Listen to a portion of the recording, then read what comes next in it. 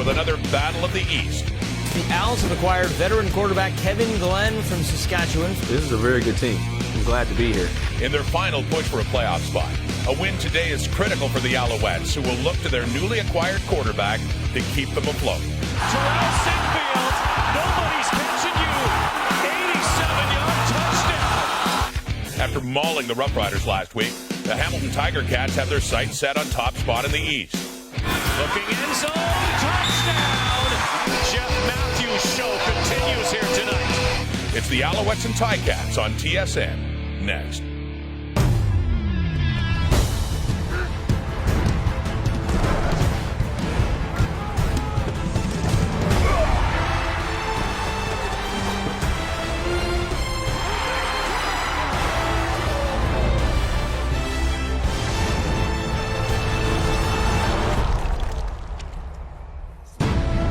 He has now been a member of 8 different CFL teams, and he's about to become the 7th different quarterback for the Alouettes this season.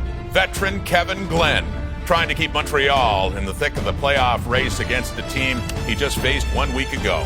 The Hamilton Tiger Cats and Montreal looking to sweep the Cats, believe it or not, as well. They beat them in Week 4 and Week 10 as well. Welcome to the conclusion of Week 17 here in the CFL on TSN. Rod Smith along with a panel of Jock Climby, Milt Stiegel, and Chris Schultz. It was just 9 days ago Kevin Glenn faced the Hamilton Tiger Cats as a member of the Rough Riders amid speculation that perhaps Hamilton should trade for him after the injury to Zach Calero, Schultz. Instead, it's the Alouettes who got him to help with their playoff drive. How much of a difference can he make in this game today? Well, I got to say, I don't think it can make a big difference at all. I mean, look at it this way. They're playing Kevin Glenn for the second week in a row, so they know that skill set that quarterback brings. But I also think the big thing is, as much as he's trying to be politically correct and say, look, I'm going to get the playbook down, I say no way, especially as the game goes on into the fourth quarter where fatigue and anxiety and moments take over. He's going to be looking at certain guys, pointing to him, touching him, and saying, you, get open right now. It gets down to that basic level. So, no, I think this is going to be disastrous for Montreal. I don't think so. I think they'll be fine. We're talking about a guy who's been playing in the CFL forever. He's seen every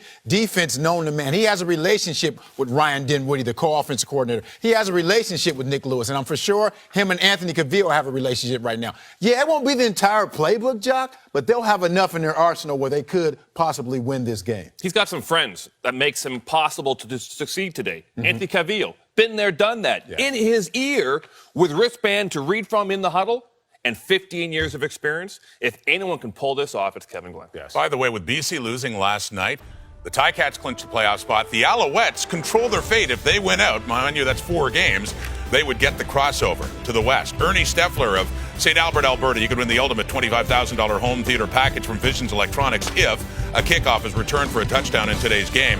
Thanks to Safeway's Touchdown to Win promotion. And if it happens for a second time in this game, you can also win $1 million. Ernie, good luck. Rod Black, Glenn Suter standing by at Molson Stadium in Montreal for the call of the Ticats and the Owls on the CFL on TSN. Continues in the Canadian Football League, tackling women's cancers. The 9-5 Hamilton Tiger Cats, the 5-9 Montreal Alouettes. You know what? It's football season. It's snowing. It's snowing. This is his 180th start, but his first as a Montreal Alouette. Kevin Glenn, it's his 8th team in the Canadian Football League, 6 that he's actually taken snaps with. And he is the hired gun for Montreal as they scramble to make the playoffs. Hamilton Tiger Cats get one of their top possession receivers back in Andy Fantuz. Missed 9 games due to injury, but his return gives quarterback Jeff Matthews another reliable target. Kent Austin. It's a flyover on the Canadian Armed Forces Appreciation Day. And Kent Austin appreciates that, as do all of the fans here in Montreal. We'll talk more about that throughout the day. As for Kent Austin's troops, here is a team coming off a win against the Saskatchewan Roughriders 9 days ago. Montreal, their heart is still beating here. The Alouettes know that this is a playoff game. Jim Pop and the Owls needing wins here in order to cross over for a playoff spot. We're underway here. Justin Medlock puts it on the tee, puts it in the air, and Steph Logan behind the wedge is tripped up.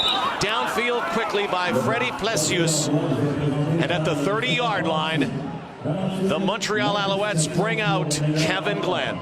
Well, Kevin Glenn is familiar with one of his targets in the lineup. That's Nick Lewis, former teammate of Nick Lewis. He had 7 catches last week, so I'm sure he'll be looking to Big Nick early and often.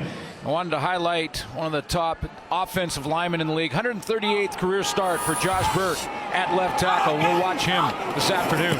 Glenn passes right away. First pass as an Alouette is complete to S.J. Green near the 41-yard line, close for a first down. This is what Kevin Glenn will do. The guys have talked all week long about trying to shred this Hamilton D. And that O-line in front of Kevin Glenn's going to have to try and contain Ted Laurent and Brian Hall. Brian Hall put on a show before the game in warm-up. More on that a little bit later. Put on a show, didn't put on a shirt, though. Put on a shirt. Ted Laurent leads between those two in sacks, but Hall has the lead on the D-line in tackles.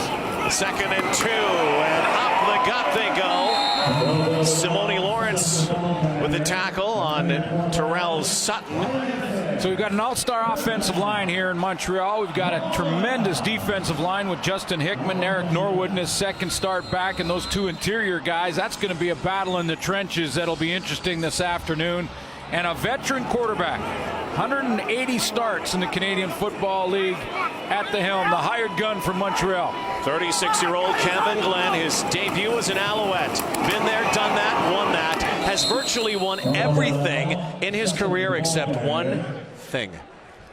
The Grey Cup. Yeah, and that got close. The Winnipeg Blue Bombers then got injured in the final before the big game. And the Calgary Stampeders in 2012 losing to the Argos. That's right. And 6 different teams that he's actually taken snaps with. He's 7th all-time in passing. Not bad for an insurance policy. He's Geico. He's Geico. Here's the rush. There goes the football. It's knocked down. Eric Harris knocks that down. Think about Kevin Glenn. Imagine what his basement's going to look like later in his life. I mean, how many different uniforms. Yeah. This is a guy, though, as much as we talk about Kevin Glenn being that insurance policy, he has been a proven performer in the Canadian Football League. Sure. And Rakeem Cato is going through concussion protocol. Jonathan Crompton gone for the season. So Jim Popp had to pull the trigger on the trade, gave up a 5th-round draft pick, and we'll see how Kevin Glenn plays this afternoon. One first down in the first series. Playing in his 250th game. Here's an interesting subplot to this game. Brandon Banks, Steph Logan, 2 of the most electric. These 2 teams have not given up a kick return touchdown. Time count violation. Montreal that could number 14. Break today. 5-yard penalty. Repeat 3rd down. Yes, it could. 2 great returners, and that was just a time count by the Montreal Alouettes. They didn't have the right personnel, not enough players on the field, just 11. It's a chilly one here in Montreal, 2 degrees Celsius at game time.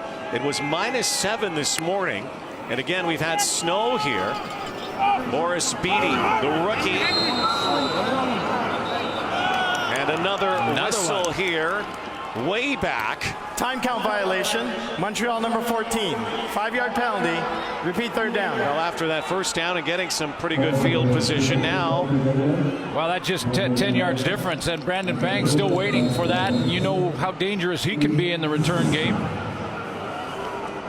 Beatty, the 25-year-old who played at Laval with the Rouge et Or. Big foot. Look at this kick. Brandon Banks back at his 20. Banks now is hit hard, fumbled the football. Montreal says they have it. But it looks like Hamilton did recover.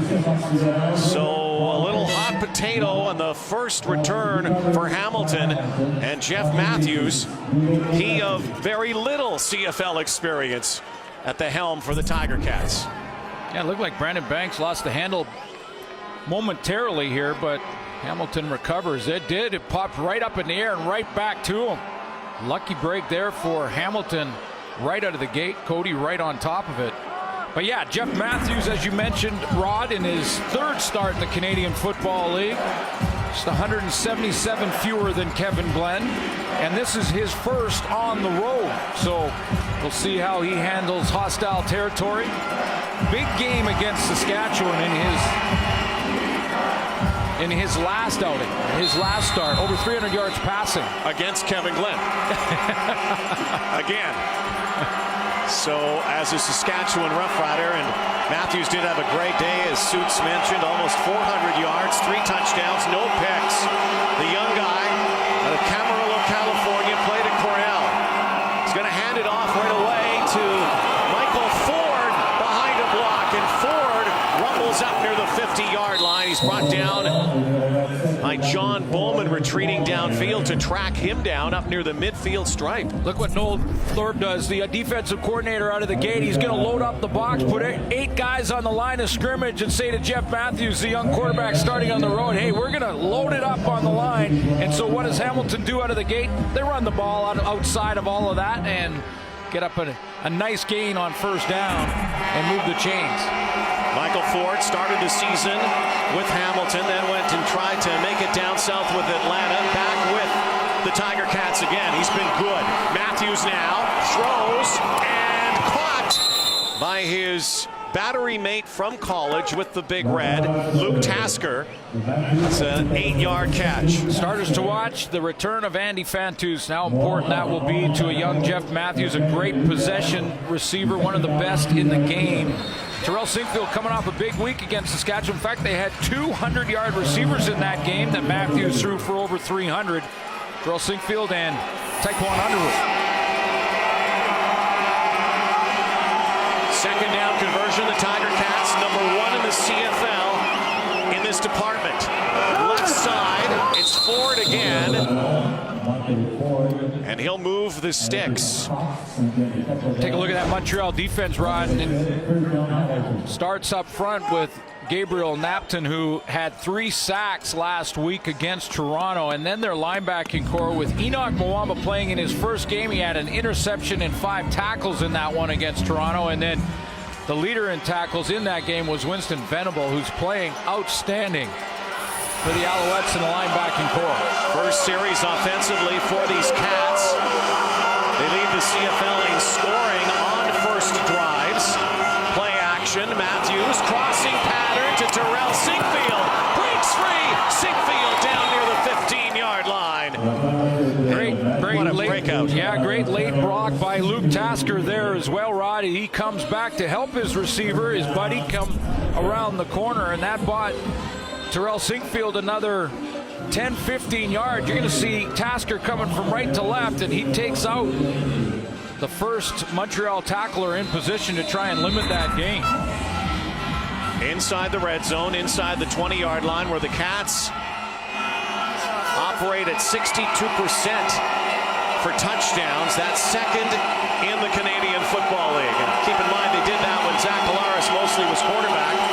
Jeff Matthews taking over. He'll play action again and dropping it. Carl-Olivier Prime comes back to this area, out of the Laval area in Quebec. Tried to go a little misdirection with Michael Ford going one way, and Prime out the backfield, just overthrew the big fullback. Guy who was a linebacker in college at Wagner moved to fullback. Provides a lot of blocking help. Big body, and now Matthews goes 2nd and 10. No Joel Figueroa this week. His left tackle is now Cord Howard, protecting his blind side, and Tasker again. And very close. In fact, this may require a measurement. Looks like they're going to move it again. They're going to go 1st and goal, or will they? No, they will not. Tasker, just possession receiver here, just finding the hole, but well short of the first down. They'll have to kick the field goal here.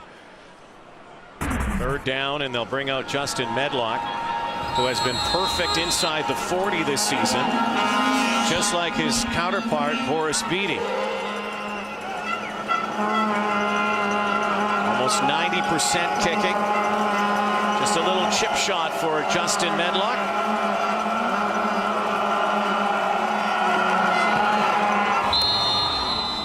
Once again, 4 straight games, The Alouettes give up points on an opening series. Hamilton strikes first, 3-0. Kevin Glenn mystery tour continues, winding into Montreal. Can he lead the Alouettes, his new team, to victory on this Sunday in Quebec?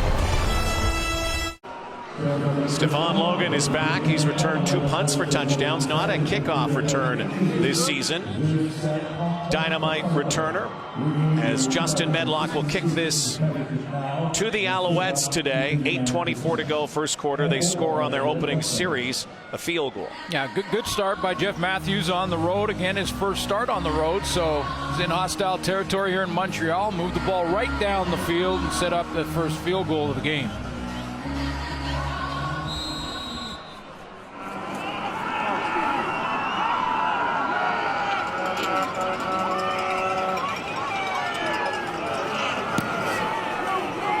Shortish kick.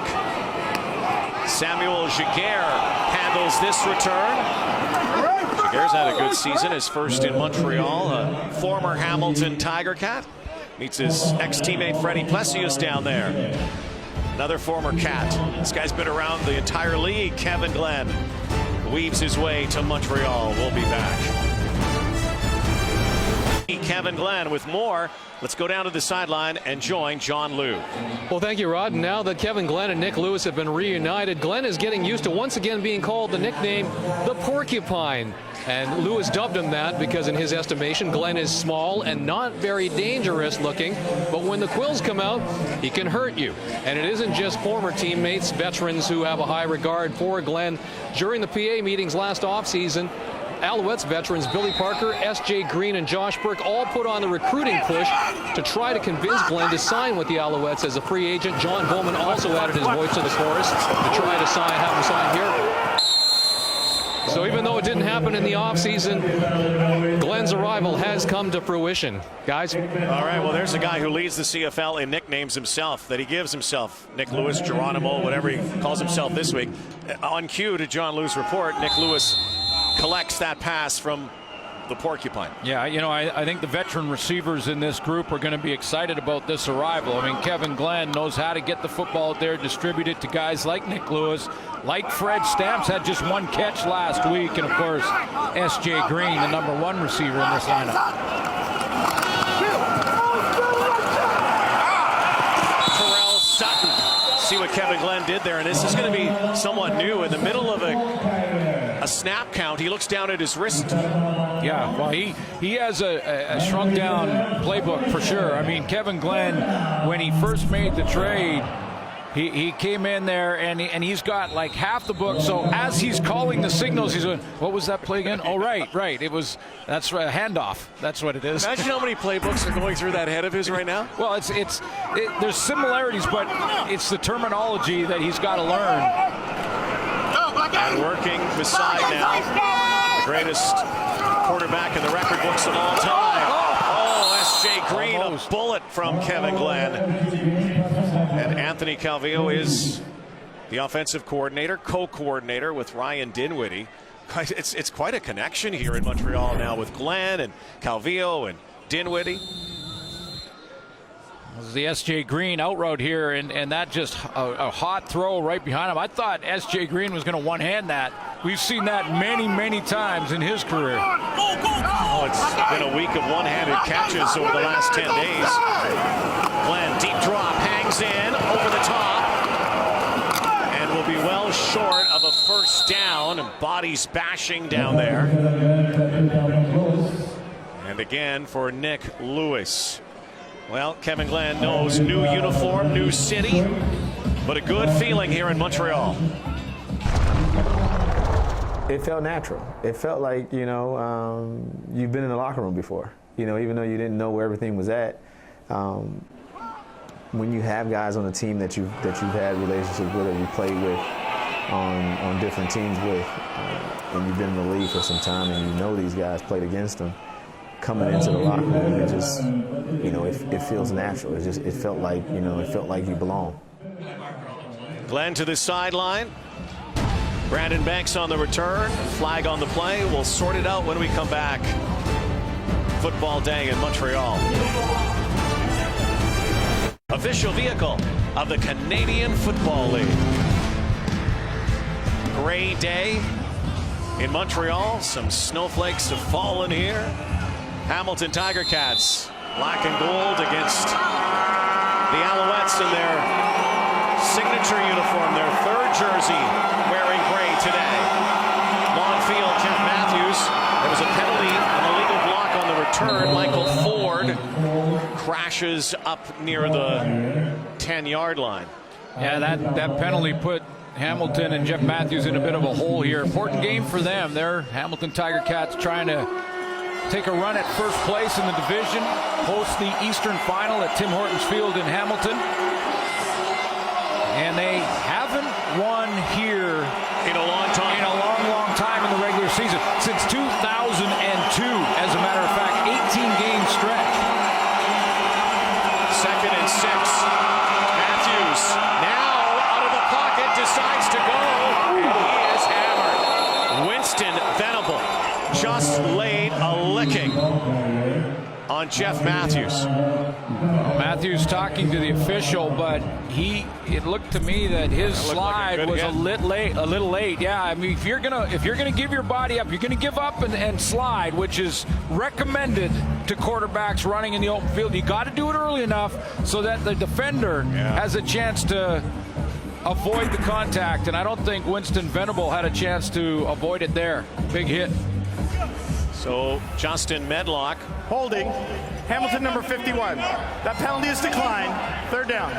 Will let this fly from near his 5-yard line. The issue is Stephon Logan is back. Montreal's going to get good field position. 3-0 lead. He is going to boot this ball. And a bit of a breeze, swirling wind here. Logan now follows some blocks, has the outside, still Logan has the sideline, cuts back, big return for the diminutive return demon of the Alouettes. A 42-yard boot, a 19-yard return, instant field position now. Another classic Logan's run here in Montreal. Take a look at this return one more time from Steph Logan. He's got to get to the wall. Here he is right here, and you can see the angles starting to be set up here. Outside leverage, so that Steph Logan can take it up here and then get to that wall, and that's exactly what happens on the execution of a nice wall return for Steph Logan, who's got a league-leading 13.3-yard average, and that'll just add to it. Leading in both kicks and punts. 2 touchdowns on punts. Are you a little surprised? Because again, the snow's falling here. Feels like Christmas. Are you a little surprised they didn't give up 2 there? Not necessarily. I mean, they believe in Medlock and his big leg and their defense. Along the Steinauer's defense, that's just a good return by Logan. Glenn pitching it out now. Terrell Sutton zigs and zags inside the 20. Inside the 15, carrying about 5 cats on his back.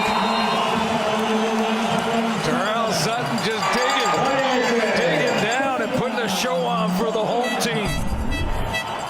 That gets the entire team fired up when Terrell Sutton gives you that second effort at the end of this run.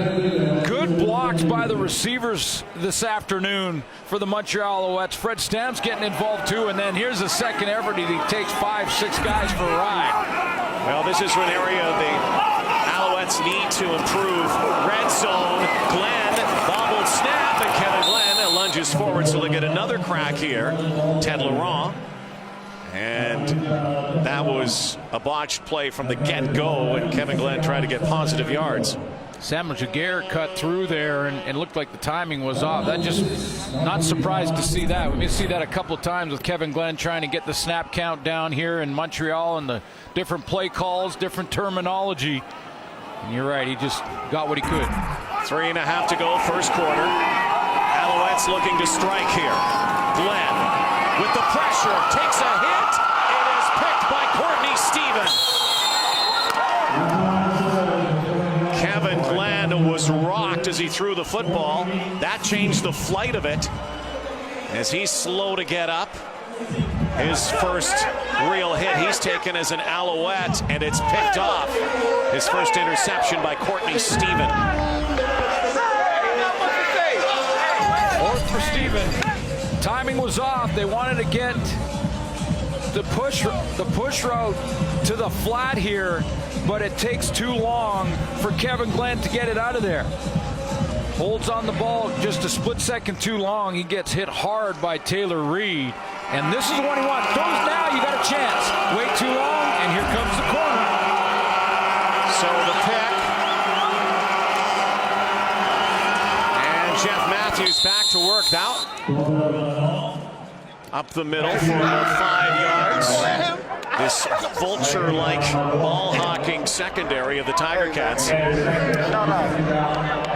that's their 21st team interception, and that's second in the Canadian Football League, and 4 more than they had all of last year. So, conversely, the 25th pick thrown by an Alouette quarterback, that's last in the CFL. They've gone through a few. Little reverse with Brandon Banks. Hate to do that, though, in the red zone. That's a no-no, and Kevin Glenn knows it. The timing was just off on the throw. It allows Courtney Stephen to jump it. So second down. They're now about 1.5 yards for third down, almost 2 yards, so they'll kick it away. And once again, Medlock, a little more breathing room this time. Second 2 and out for Hamilton in their own end. And he'll angle this one. Low kick, though. Bounces to Logan, who goes forward and then is quickly brought down. Late hit here. Be a late hit on him, too. Landry. Yeah.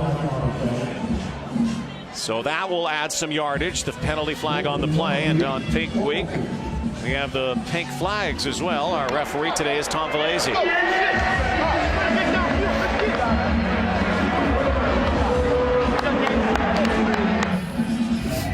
After the play, major foul. Unnecessary roughness, Montreal number 97. 15-yard Wasn't penalty. a late hit from First Hamilton. down. Aaron Laverius is the guilty party, and that will move the football back even further. Thought for a second Aaron Crawford came in late, but he actually got hit from behind and pushed into the pile. That's why he was on there late. Aaron Laverius back in the lineup and will rotate into the defensive line this afternoon. Kevin Glenn, 4 of 7 so far with an interception. Samuel Giguère, they like this play, the Alouettes, but it's not going to work this time. Tracked down by Eric Harris.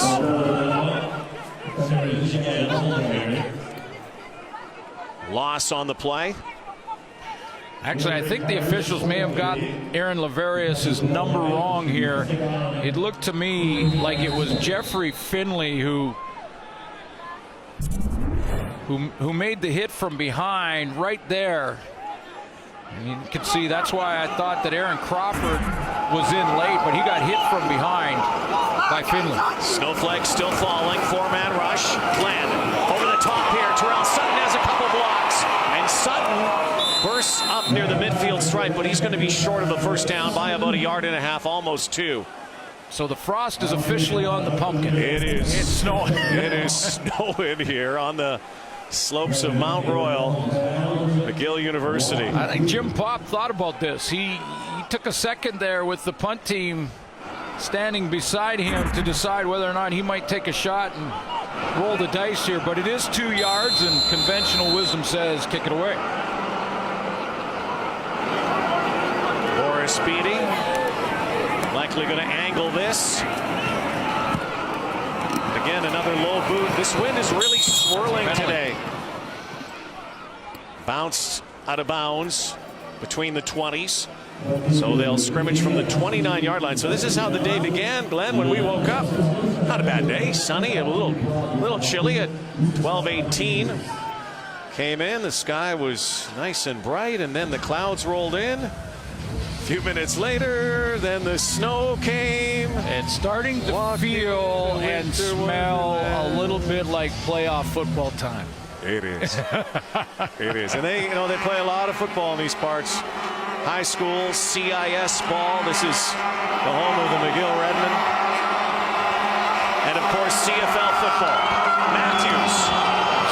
And the first pass caught in quite some time for Andy Fantuz, who has missed the last 9 games with a dislocated right elbow. His last game was August 3rd. He's got that brace on the elbow. And Fantuz gets his first catch, his first touch. Get rid of those butterflies as he comes back and does that little out. Production on first down, get him in second and medium. They are missing Bakari Grant, who's out with an upper body injury. Terrence Tolliver is also out. So a good time to get Fantuz back. 2nd and 4. Matthews again decides to call his own number. Wrong number. Aaron Laverius gobbles him up. Don't think he had a choice there, Rod. I mean, that pocket started to collapse on him quickly. He wanted a bit of a rub route to Tasker and didn't have time to get it there. And they'll have to kick again. Flyover Day, Armed Forces Appreciation Day. That's where the name Alouette came from, by the way, from the Armed Forces. Talk more about that as the second quarter begins in a moment. Hope still alive for Montreal. Still a faint hope in the East mathematically, depending on what happens down the stretch. But a big game, obviously, for the Alouettes, who are shut out in the first quarter. But the Tiger Cats only put 3 on the board. Yeah, the Montreal Alouettes, because of some penalties and turnovers, the Montreal Alouettes started their average start position in that first quarter was on Hamilton's side of the field. For Hamilton, it was on the 20. But Montreal has not taken advantage of that edge in field position with putting points on the board. So Hamilton very much in this game despite not having the field position advantage at all in that first quarter. Busiest guys so far have been the kickers, Medlock and Beattie. That big left foot. Line drive, boring kick into the wind, and Steph Logan finds the outside. And again, 2 of the best returners in the game in this game. 15-yard return for Steph Logan. And a good starting point once again for the Alouettes. Yeah, there was just that one drive right out of the gate for Jeff Matthews and the Ticats. They need a defensive play here to flop the field position. During the return, illegal block. Montreal number 30. 10-yard penalty. First down. Well, that will help the Hamilton cause as well. Push him back. James Tuck. Another 10 yards. Flagged for that. Alouettes just 1 win in their last 5 games. Have sputtered recently. Again, going through so many quarterbacks. Really, since that guy on the sideline walked away, Anthony Calvillo. Kevin Glenn is their 9th different quarterback. Glenn chucking sideline, throwing it way over the head, wisely out of bounds. And it's going to take a while for Kevin Glenn to get his timing. Well, Jonathan Crompton was the plan coming in after his finish to the 2014 season. But he was injured early, opened the door for Rakeem Cato, looked good in his first start, beat Calgary, and then is now going through concussion protocol.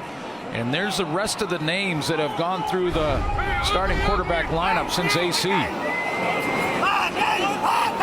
2nd down and 10. There was movement on the line. Again, the changes to here in Montreal where AC was promoted to coordinator, offensive coordinator, so it's a new role for him. And with the veteran Kevin Glenn, they'll be able to, down the stretch here, build game plan that suits Glenn's strengths.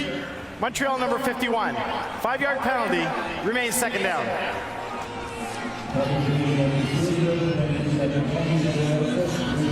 Christian Matt. Movement on the line, so they'll go 2nd down. Tough against this Hamilton defense in 2nd and long, even for a veteran quarterback.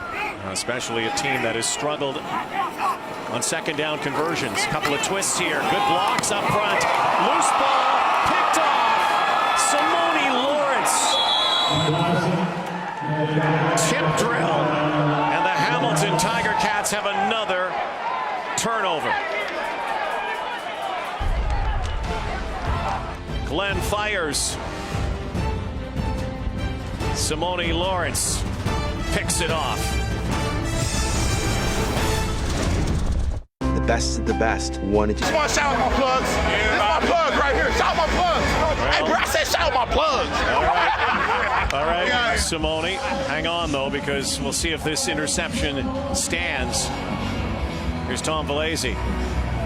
Montreal is challenging that there was pass interference on the play. We'll review the play. So they will review to see if there was interference on S.J. Green and to see if this interception will be overturned. S.J. Green is running this dig route or this in route on Eric Harris. I thought the break from Eric Harris was a good one. Comes inside out, playing the football. From there it's a long way away, but I didn't see pass interference in that situation. Let's take a little closer look at it. Runs the curl, no contact there, closes, no way. No. It's a good defensive play from Eric Harris. Ball tips up to Simone Lawrence, second pick, and 22nd for the Hamilton Tiger Cats, which ties the Edmonton Eskimos. Might be a very quick call. After review, there was no pass interference. The ruling on the field is confirmed. Interception, first down Hamilton. No way. I think if Jim Popp had seen that replay himself, he might have saved that challenge. Unless he was talked into it by S.J. Green or Kevin Glenn, just a bad challenge. Two picks in the game now. Eric Harris has had himself a ball game already. Early second quarter, low scoring so far, no major score yet. Matthews hands to Ford, head down, Michael Ford. But that's the play, Rod, that switches the field. I talked about the first quarter field position advantage for the Montreal Alouettes that they didn't capitalize on by scoring and getting points on the board. Just the three for Hamilton on that opening drive. So 0 points for Montreal with that field position advantage. That interception just flopped the field on them.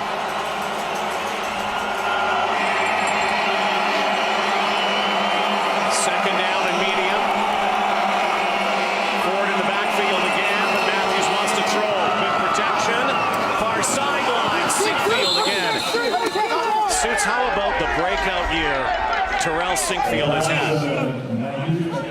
Well, 300-yard games for Sinkfield, and one of them was against the Edmonton Eskimo defense, so you know that they are as good as it gets defensively in the league, and Sinkfield will line up in the backfield not just to come out of there as a receiver. He'll line up there and run the football as well. He's got 20 rushes on the season since they've had some injury issues there. First and 10, inside the 30. Matthews runs the screen for Ford. And the former Sports Illustrated cover boy out of LSU can't hang on. Boy, Winston Venable closed quickly to Ford. I'm not sure he would have got much anyway. And Jeff Matthews going to take a hit. Now, he's got to wait on this to allow the D-line to get up there to set this screen up. Aaron Various hits him, but then kind of holds him up and saying, no, don't throw the flag for that. And they didn't. Jeff Matthews.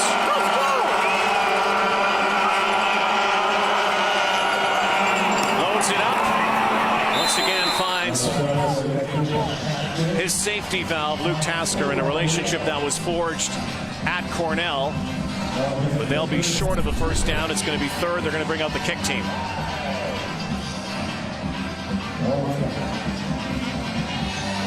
I think Luke Tasker has played very well of late. And he's also got 300-yard games this season, but he has been off on the deep ball of late. Doesn't have a catch over 30 yards in some time now.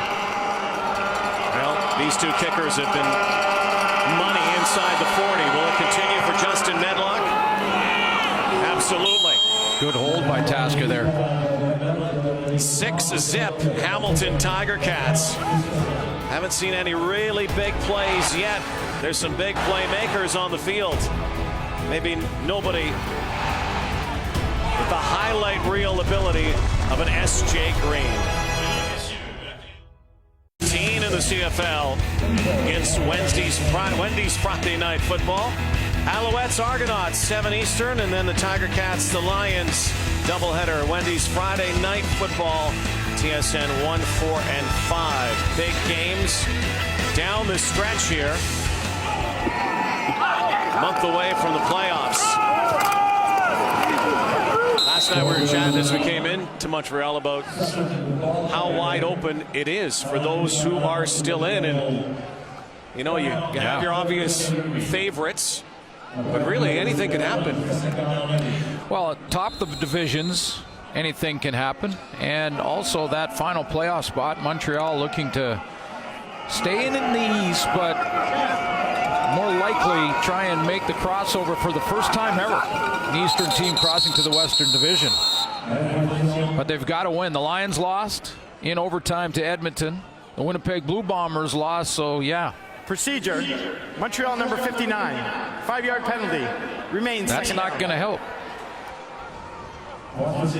That's our guy. Josh Burke, and perennial all-star at left tackle. Well, here are the permutations right now, and this is how it stands for crossing over for the Alouettes. Again, you must have more wins in order to cross over. Far sideline. Kevin Glenn to B.J. Cunningham. Interesting, all those three teams, though, right, that are fighting for that last playoff spot.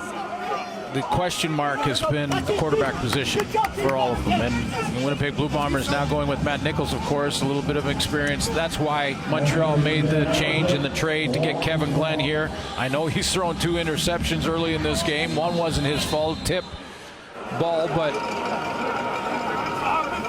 BC Lions with Jonathan Jennings, a bright young prospect, but a young guy.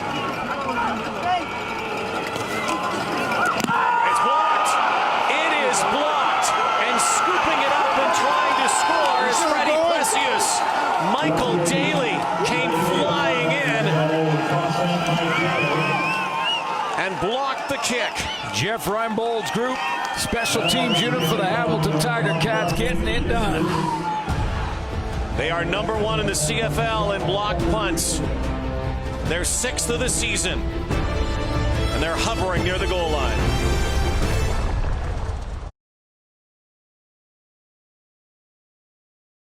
Now Daly's going to get the block. He gets an assist from Plessius, his teammate, and Marc-Olivier Brouillette made the wrong decision. There's Daly there and Plessius here, and Olivier Brouillette has got to be the personal protector. Now watch how he goes to the right spot. He's going to take inside out and take Daly, but then changes his mind and goes to his right and takes Plessius and lets Daly go right down Main Street. Mike Daly does not make a mistake with that free run to the punter. So Jeff Matthews gets a gift here. 3rd turnover of the ball game. Michael Ford has not scored as a Hamilton Tiger Cat. How about that connection, though? Plessius and Daly, 4 years ago, they played against each other in the Vanier Cup. One for Laval, one for McMaster. They were former opponents. Now they are teammates, and they connect there on that turnover. Mike Daly's played well when he got a chance to play at safety as well. 3 interceptions for Daly. So they run a double tight formation here. Ford barks out a signal, so does Matthews. Here we go, 2nd and goal. Play action, Matthews, touchdown, Terrell Sinkfield.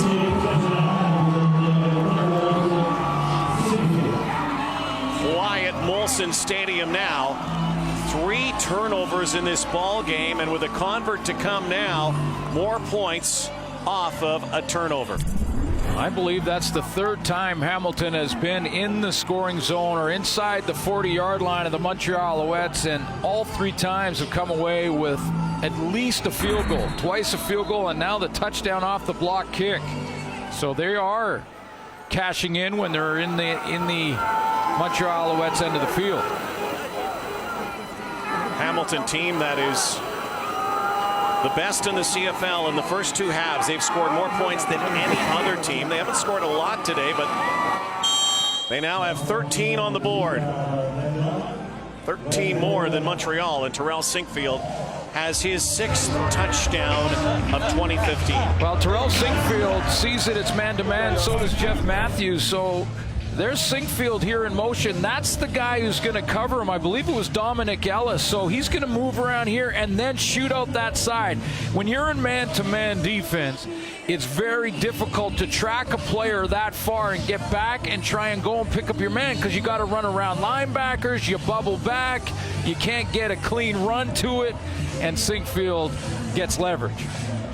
So Jeff Matthews has his 4th touchdown pass in his very young career, and his 1st last week.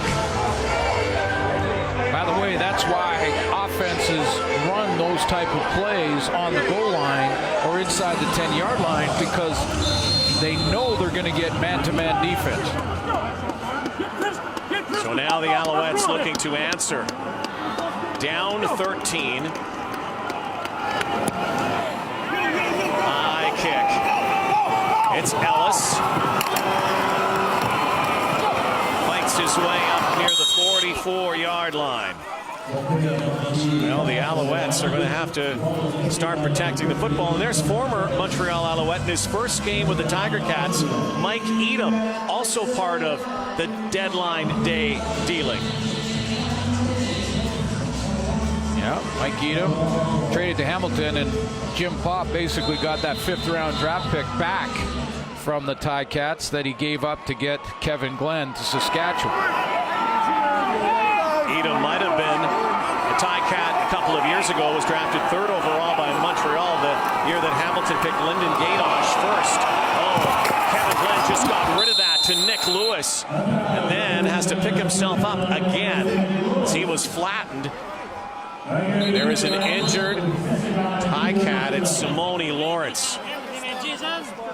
And he is very slow to get up as Lewis and Lawrence collided. There's 2 big bodies on the sideline.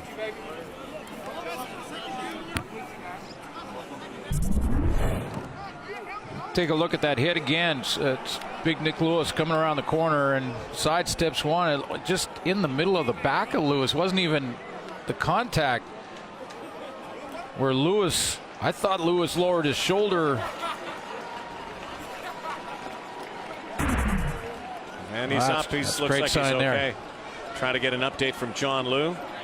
Even a bit of a stinger there from Simone Lawrence, who has been nothing but sensational since he became a Hamilton Tiger Cat. A stinger, if you're wondering, is just when you get those pins and needles in one side of your body and sort of nerve thing, and over a minute or 2 it starts to go away, and by the time 3 plays are up, I'm sure we'll see Simone Lawrence back, if that was in fact what it was. And this is Kevin Glenn on a play that should have taken no time at all to get rid of the ball. He gets tattooed by Justin Hickman. Former teammates and former roommates in Hamilton. Terrell Sutton shakes up, and a fumbled football. It looked like the Alouettes recovered and pounced on it.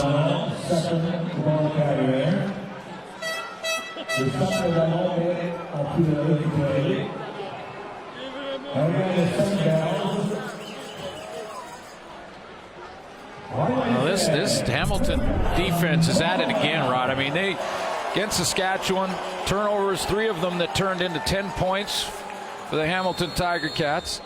They've created 2 interceptions already today, and that's a fumble forced that Montreal got back to and recovers, but another turnover created by Hamilton. First down. Awkward snap. Jaguar brought down by Harris, who has been a predator today for the Hamilton Tiger Cats. You know, when you take a look at just the execution, just things are a little bit off with a new quarterback, not much practice time. Watch the snap a little outside. The fake is fast and not really selling that fake in the inside, and then to get it to Jaguar, pretty well read and quickly read by Eric Harris.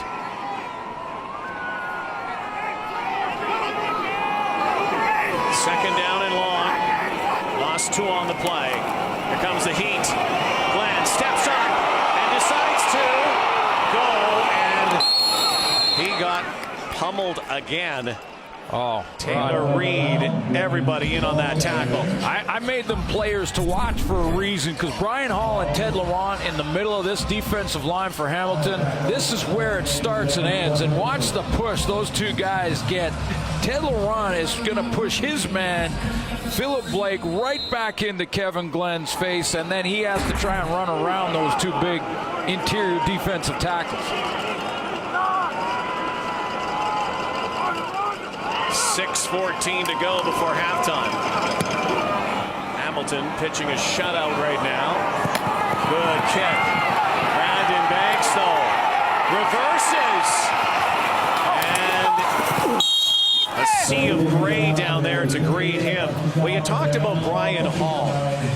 And we talked about the temperature, and even though he's wearing a toque, he wasn't wearing anything practically earlier today. This is Brian Hall. This is about -3 outside earlier today. Well, everyone's bundling up, and Brian Hall is just having fun out there, rocking it, singing some tunes in the mic, and just having a blast. Now, I mean, a character, and this was in warm-up when there's one of the best in the game, by the way.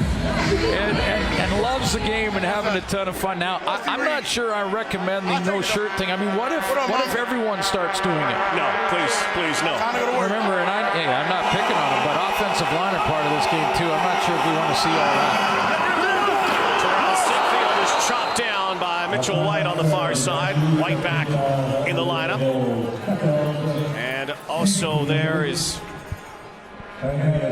posse of Alouettes to congratulate him. White back in this lineup, and taking over on that corner again, Jonathan Hefney no longer in the lineup, out with a concussion.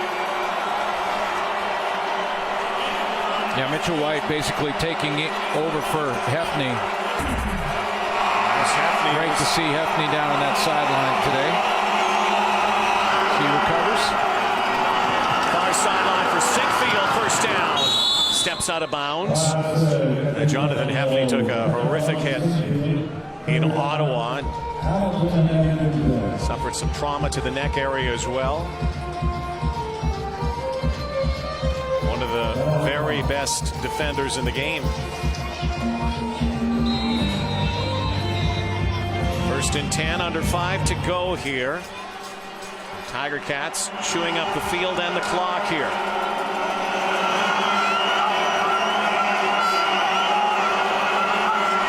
Alouettes loaded up. Michael Ford driven down near the 31-yard line, a 1-yard gain. The Angry Bird got into that tackle. Kyrisse Bear, still a playmaker that can play a lot of different positions for Montreal defensively. He can go out and play rush end, drop back in that linebacking core. He's trying to get the call right now and get the crowd going a little bit. Can also drop back and play in the middle, play free safety. Team that has had some great linebackers through the years in Montreal. And Tasker through that tight window, threading it through was Matthews. Well, Tasker does a nice job here of catching this in traffic, but getting his momentum downfield, because it looked like on first contact he wasn't at the first down marker.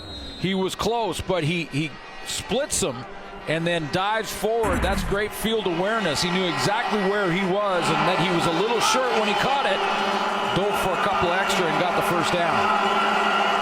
Jeff Matthews, 10 of 12, almost 100 yards passing. There's Tasker again.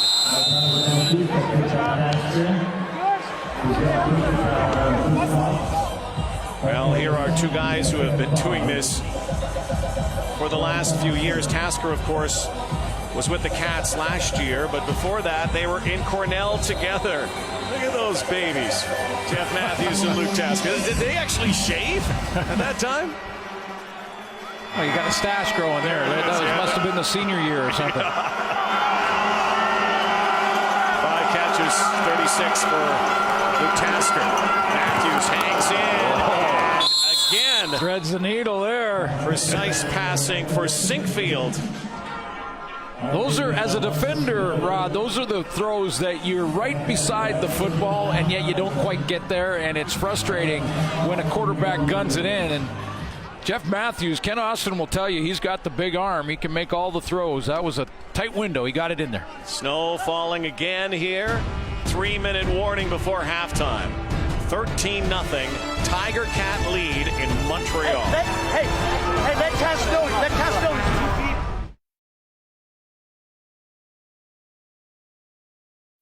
Rod and the boys getting set for Live at the Half. Just 3 minutes away, we'll talk about the struggles of Kevin Glenn in his first start with the Alouettes, but up against that same old Ticats defense. Talk special teams, too, and the performance of Jeff Matthews and Lapo with the GMC Coach's Playbook. Back to Rod and Glenn. Look at those guys getting ready, huh? Getting ready. Everybody here wearing toques and parkas. I hope they're okay in that studio. They often hide the pizza boxes just before that hit. Michael Ford out of the backfield. White and Billy Parker on the tag team tackle at the 45-yard line. It'll be second down and medium. Michael Ford's been used a little bit more than normal in Ken Austin and Tommy Condell's offense. That first run, by the way, the 25-yarder he had to start the game here in Montreal, was the longest that the Hamilton Tiger Cats have had since September 7th. So they're starting to involve, Tommy Condell starting to involve the run game a little bit more to help his young quarterback out. Ford stays in for blocking help. Matthews again, another catch downfield by Sinkfield, who also developed some chemistry with Jeff Matthews early in the season because it was being used in second team reps. Sometimes on Twitter, Rod, people ask me, when I say a dig route, what does that mean? There's a dig route. You go down about 12 to 15 yards and dig it across the middle. I think I illustrated the wrong guy, but that's the dig route. Dig is a dig. First and 10. Again, great protection. Swings it out. Ford mashed on that far sideline, and a couple players down. And again, some big, heavy hitting going on here today. That was a rock and a hard place. That was Kyrus Hebert. Well, he met. Winston Venable was involved. Ford lowered his pad level. Winston Venable, as Ford also took the brunt of this heavy, heavy jolt. Winston Venable outside in. Kyrus Hebert inside out. That's how you do it. That's how you write it up. Draw it up. Kyrus Hebert just has to not drop his head like that. That for young players, you drop your head like that, it becomes dangerous for the guy you're tackling and for yourself. Keep your head up. Tackle with your face mask first.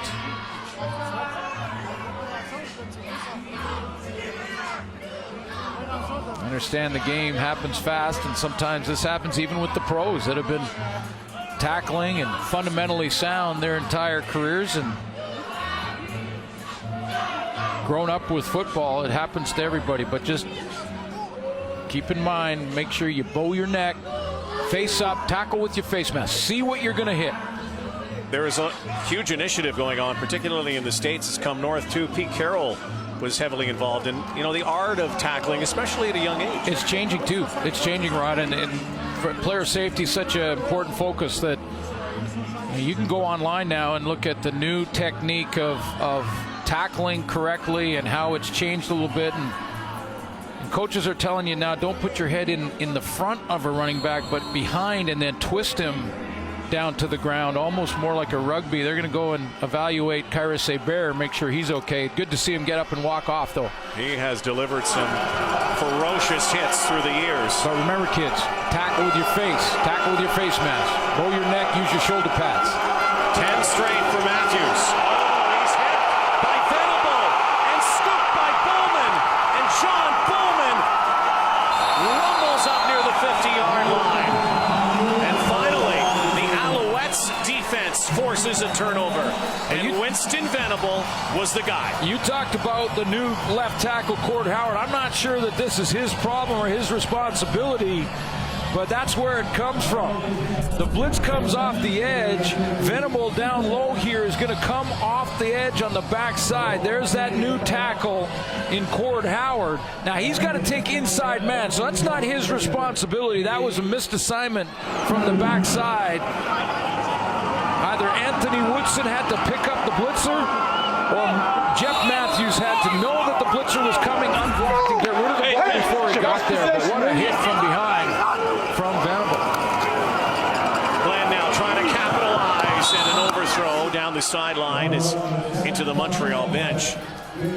Winston Venable has been something special. You consider the injuries that have happened in Montreal's linebacking core. Bear Woods, of course, Kyler Ellsworth out, Enoch Mwamba comes in, but Venable and Chip Cox have been those real bookends in that trio for linebackers. Well, Venable to me is an all-star. Yeah. I mean, he's ranked 3rd in the league in tackles, but his last 3 or 4 games, he's really stepped it up. I mean, he's on my all-star team. Glenn needs a first down. There's Nick Lewis again, and he'll be short. But you can see the obvious chemistry as well from Kevin Glenn and the familiarity he has with Nick Lewis. Yeah, but he's got to get it going, though, Rod. I mean, even though he's got a limited play package, hasn't had much time with the terminology. He's missed a couple of throws. He's 9 for 15, 75 yards, and 2 picks. Now, one was a tip, I get that, but still 2 picks.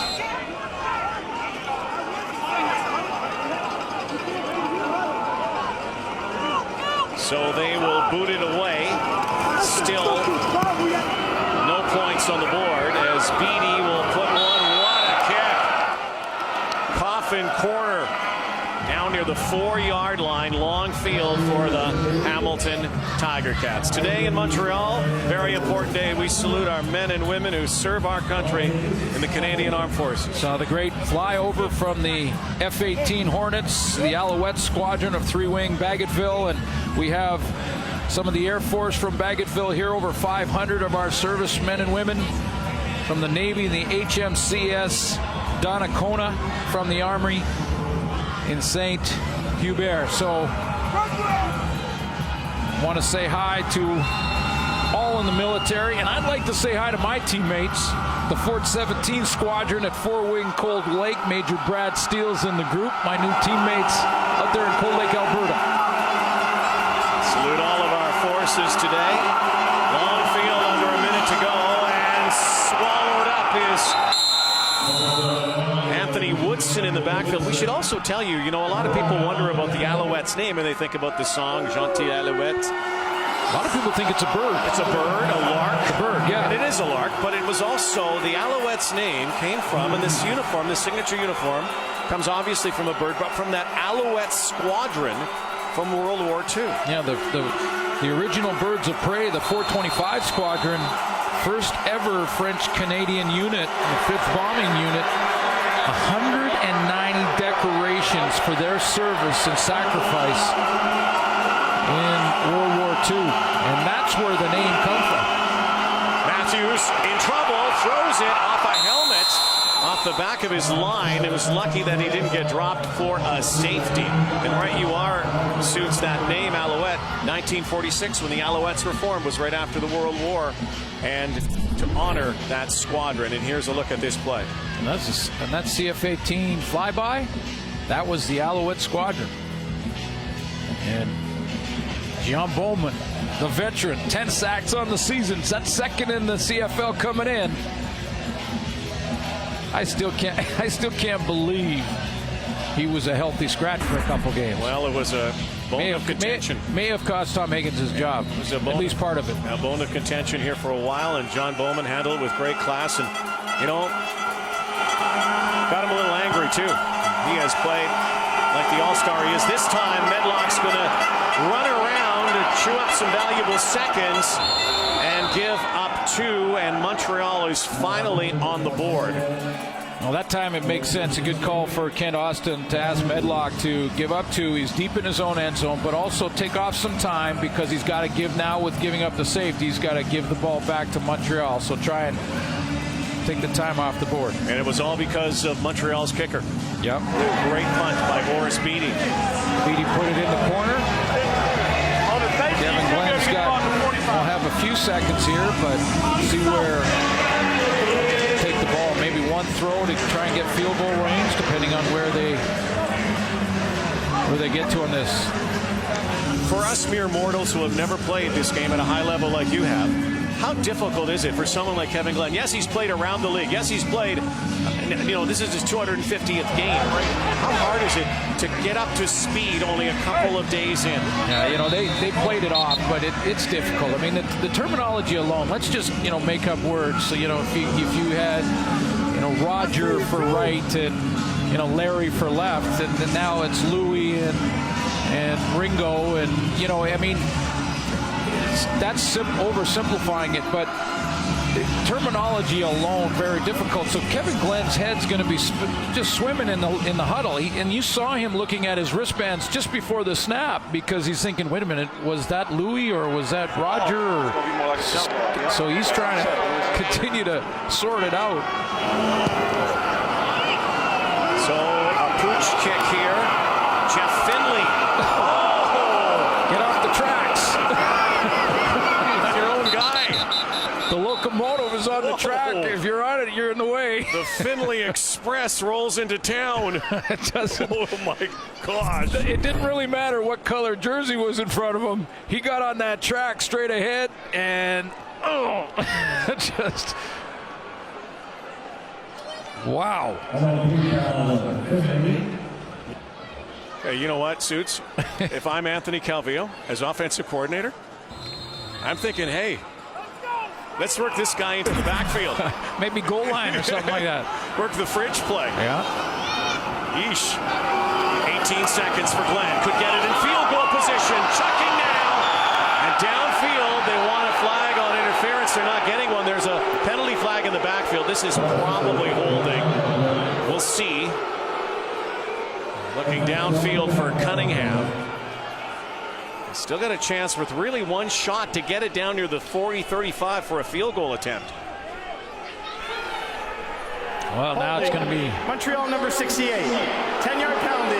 Repeat first down. Montreal has not helped itself with penalties here. Well, that's the interior. That's Philip Blake. And again, guess who they have to deal with? They have to deal with the two tackles. Ted Laurent and Brian Hall. Maybe the best two in the league when they play together in that middle. I mean, there's some good tackles in the league, but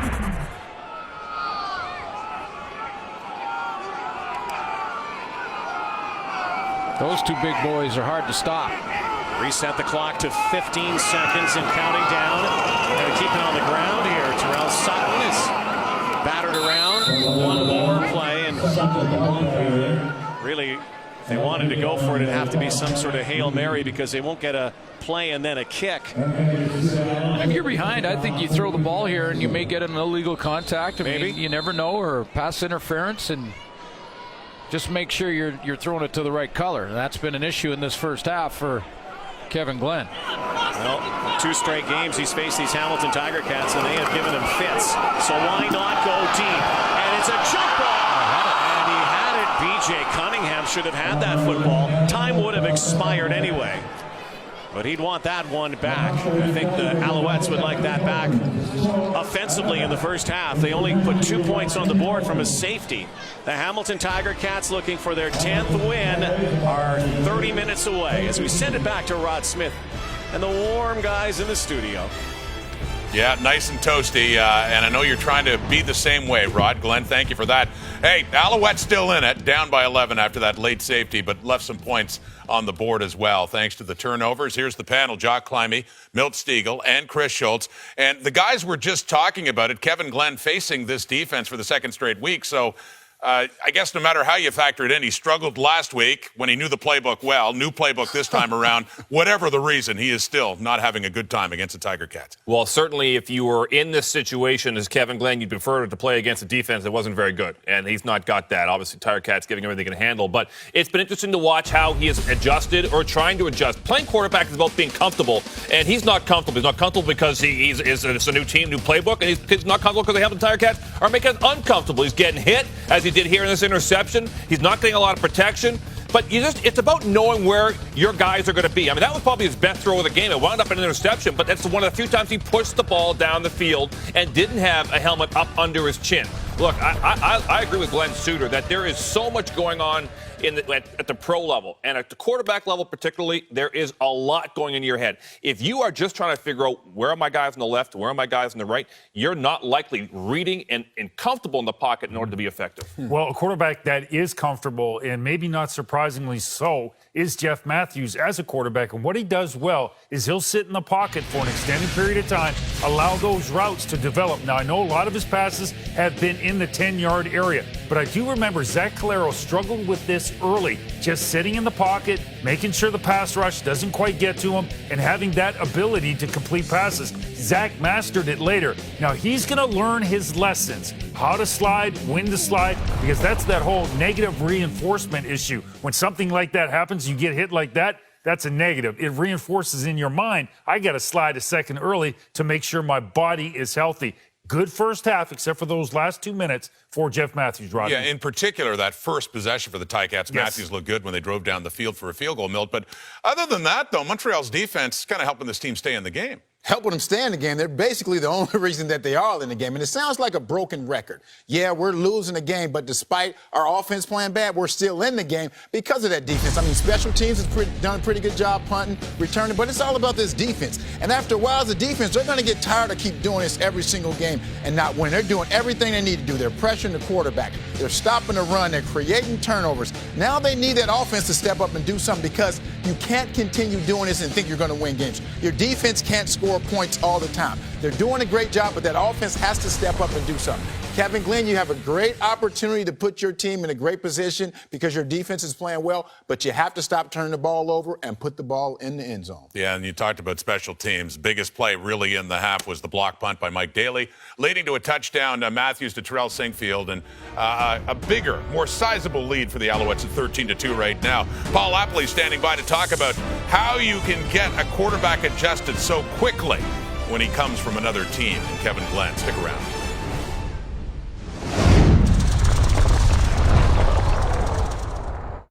Tim Horton's CFL must-see moments. Jump ball for Gurley. Did he make that catch? Yes, he did. It's a touchdown. Oh, my. Looking downfield. He's got a man, and it is hot. The run Walker brought it down. Mitchell. Again, this Torrey Harrison drive. What a move to the pylon. It's a touchdown. Torrey Harrison dominates this drive. Hunches it into the end zone. Jennings will put it in the back of the end zone. Arsenault got it, and it's a touchdown. Manny Arsenault wins a battle in the end zone. At the half in Montreal, and it is the Alouettes trailing the Tiger Cats 13-2. Here's Paul Lapalisse, the GMC Sierra coach's playbook. Kevin Glenn, for all his experience with all these different teams, is going through his first experience of a mid-season change, so only a few days to get to know a new playbook with the Alouettes coming over from Saskatchewan. He had some struggles in that first half. What did you notice about his play? Well, there's some things that take a lot of time to get used to, just certain things like cadence. One of the things we always did with our quarterbacks is we tried, if we're going to go on two, we would say it before you name the play. We'd say, hey, we're going to go on two, hold your water, name the play, and then do the cadence. Why? Because sometimes guys just hear the play and they just stop. So, you got two cadence problems here. I don't know if that's on the quarterback or maybe the offensive line just did. Kevin told them 3 times the guys didn't hear the call.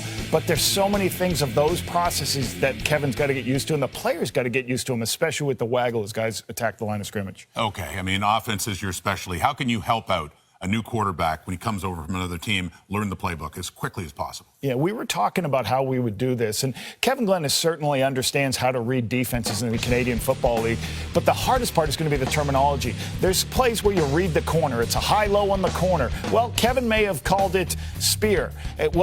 Anthony Calvillo's offense and Ryan Dinwiddie's offense may call it smash. Well, when you're calling in the play onto the wristband, you would be saying, hey, 121, that's your spear play. Just to give him that little education. That's what you called in Saskatchewan to try to help him out, because sometimes the terminology is what you get caught up. We just came in, off a commercial. We went from sound up to tape. I didn't know what sound up was to tape a long time ago. Now I know sound up to tape. Yeah, it took you a few games, but you adjusted. You adjusted nicely, because you're a pro. Yeah, well, so is Kevin Glenn, that's for sure. But in tough again against the Hamilton Tiger Cats, Brandon Banks and company. Mainly defense and special teams, a block punt too, but they've got the 11-point lead at the half at McGill. Back with more after this.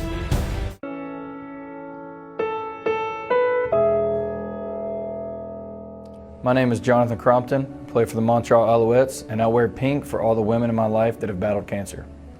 My aunt, Arlena Crompton, is a double breast cancer survivor, and my former fiance, Chelsea Chastain, was diagnosed with ovarian cancer, and a very rare form of it. It was very aggressive. Every time they removed it, it came back stronger within 7 days. And unfortunately, she passed away September 5th of 2014. I was in shock. It was very surreal and very heartbreaking. When I found out she was diagnosed, I decided to grow my hair to be able to give to an organization that would give wigs for free to cancer patients after suffering chemotherapy. It took me about 2 years to get it to the point where I could donate this past June. It was a long time coming. I almost kind of wanted to keep postponing it, because in my mind, the longer I had my hair, the more that she was around, that she was with me in spirit. And when I finally cut it, it was almost a sigh of relief, because it was like, you know what, the time's come to donate it and help somebody. It's a little thing in the grand scheme of life, but I knew that that's what I wanted to do, and to me, a very special moment.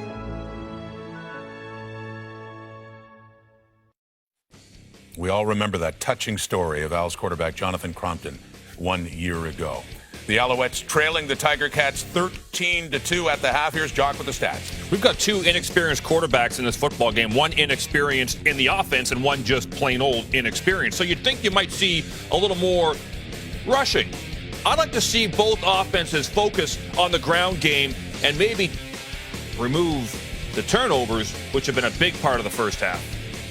Very big, especially against the Alouettes when they were driving. Looked like a touchdown drive when that was picked off. One of those picks thrown by Kevin Glenn. Oof.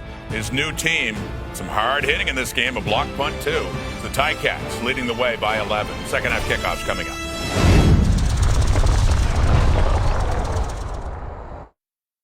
Please stay in the sky. Sunshine. We've had snow, we have cold, but the sun is out, ready for the second half. Hamilton leads Montreal 13-2. Some issues for new Montreal Alouette quarterback Kevin Glenn with interceptions. In fact, he had 2 in that first half. You take a look at his last 4 quarters, because his last game as a Saskatchewan Roughrider was against Hamilton, so he's played this defense back-to-back games. His last 4 quarters against them, 20 of 33, 142, 0 touchdowns, and 3 picks, and he took some massive hits in the first half. As he did 9 days ago in the first half at Tim Hortons Field.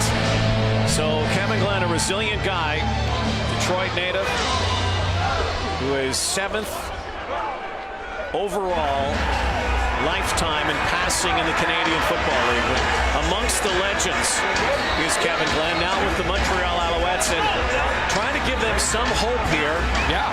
Well, down the stretch. I'll say this. I mean, you heard Coach Lapalisse talk about it. I talked about it in the second quarter about the terminology and how difficult it is, and just 1 week of practice and learning the new offense, all that. Montreal fans don't want to hear that. They really don't care about any of that. No. They want to see a guy in his 180th start complete some passes, get some first downs, and put some points on the board. Wind is starting to blow here. It really swirls at Percival Molson Stadium. Montreal number 14. And Boris Beatty is being called for a delay of game, a 10-yard penalty. Montreal will have the wind here in the third quarter.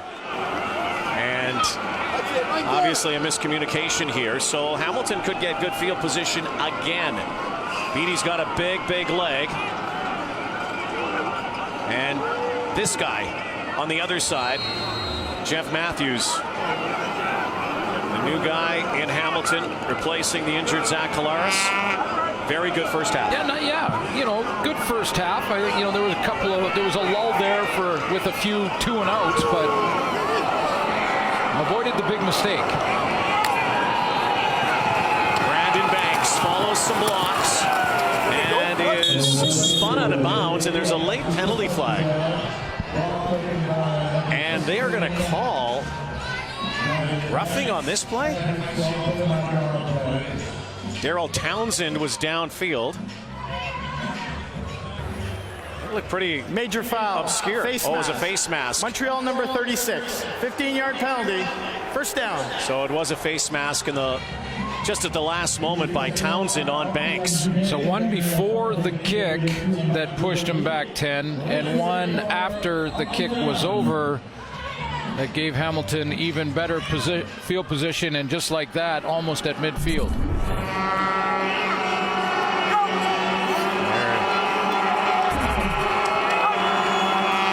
Matthews comes out slinging for Tasker. Tasker has a block and another. Nicolas Boulay knocks him down, but a first down for the Tiger Cats into Montreal territory. By the way, you saw a big hit by Boulay there, and take a look at that tackle on Luke Tasker. We talked about tackling and the proper technique, and in Canada it's called safe contact, where right now there's an initiative out there to get all amateur coaches certified so they teach tackling properly. Oh, ball was tipped at the line of scrimmage. We saw for second down. Seen some big hits in this game. Kyrus Hebert dropped his head a little bit. Here are the top performers in the first half for the Hamilton Tiger Cats. They got Michael Ford involved in the run game a little bit. He had 8 touches and 52 yards. Terrell Sinkfield had 7 catches, 5 of them for first downs. And good percentage again for Matthews. Rookie quarterback out of Cornell. Here's the heat. He lets it go. And again, it's Tasker. That was the old all-go from the left side of the formation for Jeff Matthews. Had 3 receivers heading straight down the field, full speed. And he had to pick which one the Alouettes were going to cover. Anthony Woodson also on a go route there. There's Tasker again, son of Steve, the former Pro Bowler in the NFL. They hand it off to Anthony Woodson. Great cut there. And Woodson is eventually brought down by Marc-Olivier Brouillette. 17-yard gain for the former Calgary Dino, Anthony Woodson. Woodson in the backfield here. Now, where does he take? Is he going to go A gap, B gap, C gap? A little football terminology for you right there. A gap is between center and guard on either side. B gap is guard to tackle. And then C gap outside. Woodson, a former Bomber and Argo. His dad played in the CFL. To the red zone again. There's Woodson again. One up the gut, 6 yards. Well, let's take a look at that, and I'll give you an idea of exactly what I'm talking about. Here you go. There's A gap right there, B gap, and outside is C gap.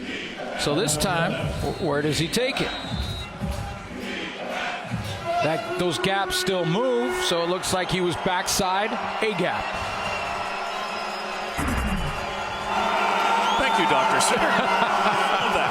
We're talking a little terminology. Kevin Glenn is learning terminology. Professor Sutter. And Matthews got hit, but it was a play action, and Woodson got drilled as well. They lost 2 yards on the play, so the Alouettes will hold here, and the best that the Cats will come up with is a field goal attempt. Back-to-back good running plays from Anthony Woodson in those gaps, and the Montreal defense said, we're eliminating the gaps. We're going to take those gaps and swallow them up, eat them up, and there are no gaps in that one. Gapless. Gapless. So again, Medlock comes out to extend this lead. Just one touchdown in the game. Terrell Sinkfield earlier. And again, after that blocked punt, the guys in the studio talked about that seems to be the biggest play of the game so far. Medlock 3 for 3. 16-2 game here. Kevin Glenn needs to get the offense going. His first game as an Alouette. Montreal desperate for wins late in the CFL season. John Liu. Well, thank you, Rod. And word from the Tiger Cats is Simone Lawrence has suffered an upper body injury. Michael Ford, a lower body injury. Both are done for the day. And we just received word from the Montreal Alouettes that Kyra Seber is out of the game with an upper body injury. Guys? Well, Simone Lawrence and Kyra Seber both out of ball games because they were the hitters and are out and got hurt whilst tackling. And Michael Ford out as well, so we're likely going to see more Anthony Woodson in the backfield for the Hamilton Tiger Cats. So interesting here. Ball falls off the tee in this swirling wind at Molson Stadium. Justin Medlock is going to kick it back, and this Alouette offense has to find a way to start moving the football. Maybe Steph Logan will give them a spark. High kick again.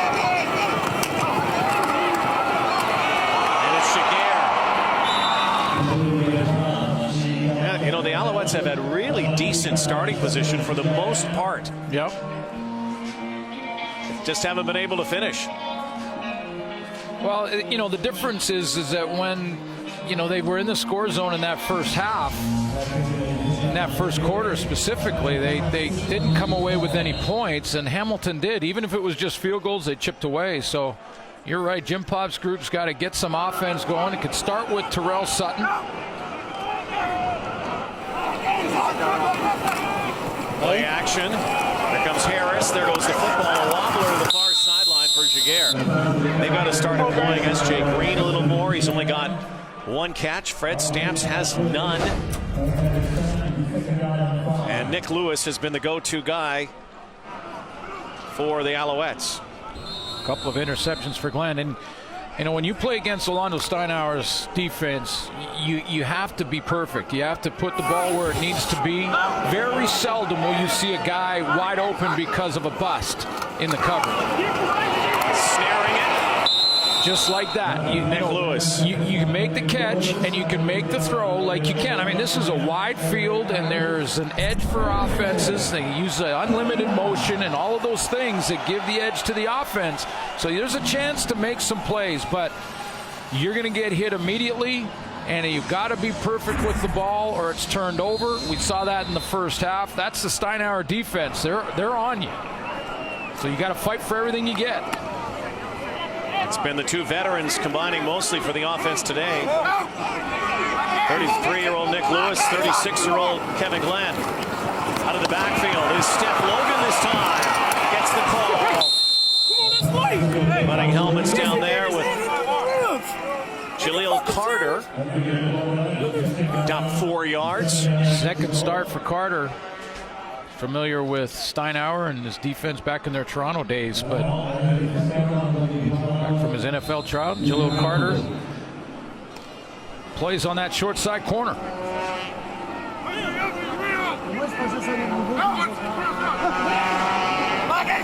Loading it up. 2nd and 7. Glenn fires. And an overthrow. And again, they were bringing the heat that time. He had to deliver it right away, but too high again for S.J. Green. Yeah, S.J. Green was tied up with Brandon Stewart on this curl route, and as he turned inside, the ball just sailed past him. That's the 2nd time he's been targeted. Just one catch in the first half, and that's their top receiver. So they've got to figure out a way to get number 19 to football. Morris Beatty. Brandon Banks. Now on the sideline. A couple yards on the return for Brandon Banks, pushed up by Alex Charette. 16-2 is the score. 8:26 to go. Jeff Matthews' 3rd start with the Tiger Cats. Looks for another W here. A key W in the race in the East. Well, like your first kiss, you never forget your first touchdown, do you? Throwing Jeff Matthews 9 days ago against Saskatchewan. And it was to his buddy, Luke Tasker. So when you throw your first touchdown, you get it to the trophy case. Whoa. Wait a minute. Look at Matthews. Are you kidding me? Where's my ball? Where's my ball?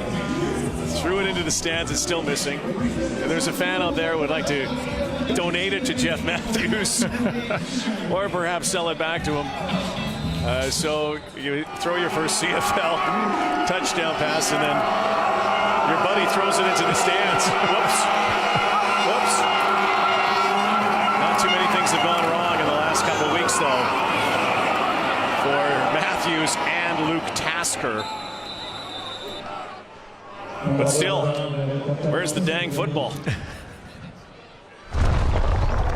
He decided to throw it into the stands, so I don't know where it is, but so we'll, he made up for it. I think I missed him on a touchdown later in the game, so I think we're even. But I don't know. I don't know if we're going to find that football again. We thought about maybe putting something out on Twitter saying it was Matthew's first touchdown pass, but I don't know. The story makes it better. I think I'll maybe get a picture framed of me hucking that ball into the stands, so he can remember it by that. I don't know. A classic. Look out, Matthews, as he goes downfield. Oh, my goodness, what a catch! Luke Tasker, as Jeff Matthews threw up a prayer. Answered by Luke Tasker. Well, they had fun with that first touchdown pass, and the picture of Luke Tasker throwing that ball into the stands is in the trophy case right now of Jeff Matthews, I guess. But what about this catch? Did you? Yes, you did. Over the back shoulder. Oh, my God. And Tasker comes up with it. Holy cow. Matthews now decides to take it himself. Once again, greeted by Winston Venable. Well, that is just an outstanding catch by Luke Tasker. I mean, it is so difficult to find the ball, let alone catch it off the backside shoulder as you're falling down backwards. And I don't know if he was touched. That's why he got up and ran there. But wow, what a great catch by Luke Tasker. Sports Center, here I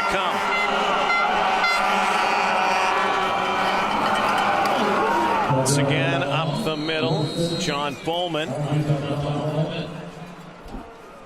And it looks like they're going to be short of a first down again by a good yard and a half. Will Kent Austin try to bring out the big guys, or he's going to take the points again? Why not increase this to a 19-2 advantage? And Justin Medlock has been a lock from this distance. Oh, yeah. Money from there, no question. 33 of 37 coming in. His only misses over 40 yards, 2 of them over 50 yards. So 3 for 3 on these little chip shots. Luke Tasker now, after that great catch, will take the snap and hold. Buries it again. Perfect day for Justin Medlock. He's been perfect all season inside the 40. 19-2. Luke Tasker will see you on SportsCenter. Well, it's Took Day here today. Good day to get on the Marks fan cam. Share your best game day pictures and videos on Twitter and Instagram using the hashtag MarksFanCam. You could be featured on the CFL on TSN. Visit tsn.ca/MarksFanCam for terms. Even some Cat fans made the trek. This is a good day to have a free giveaway for Toques, by the way. That was an interesting toque, the Mohawk toque. 19-2, 5.5 to go third quarter. Alouettes still very much in it.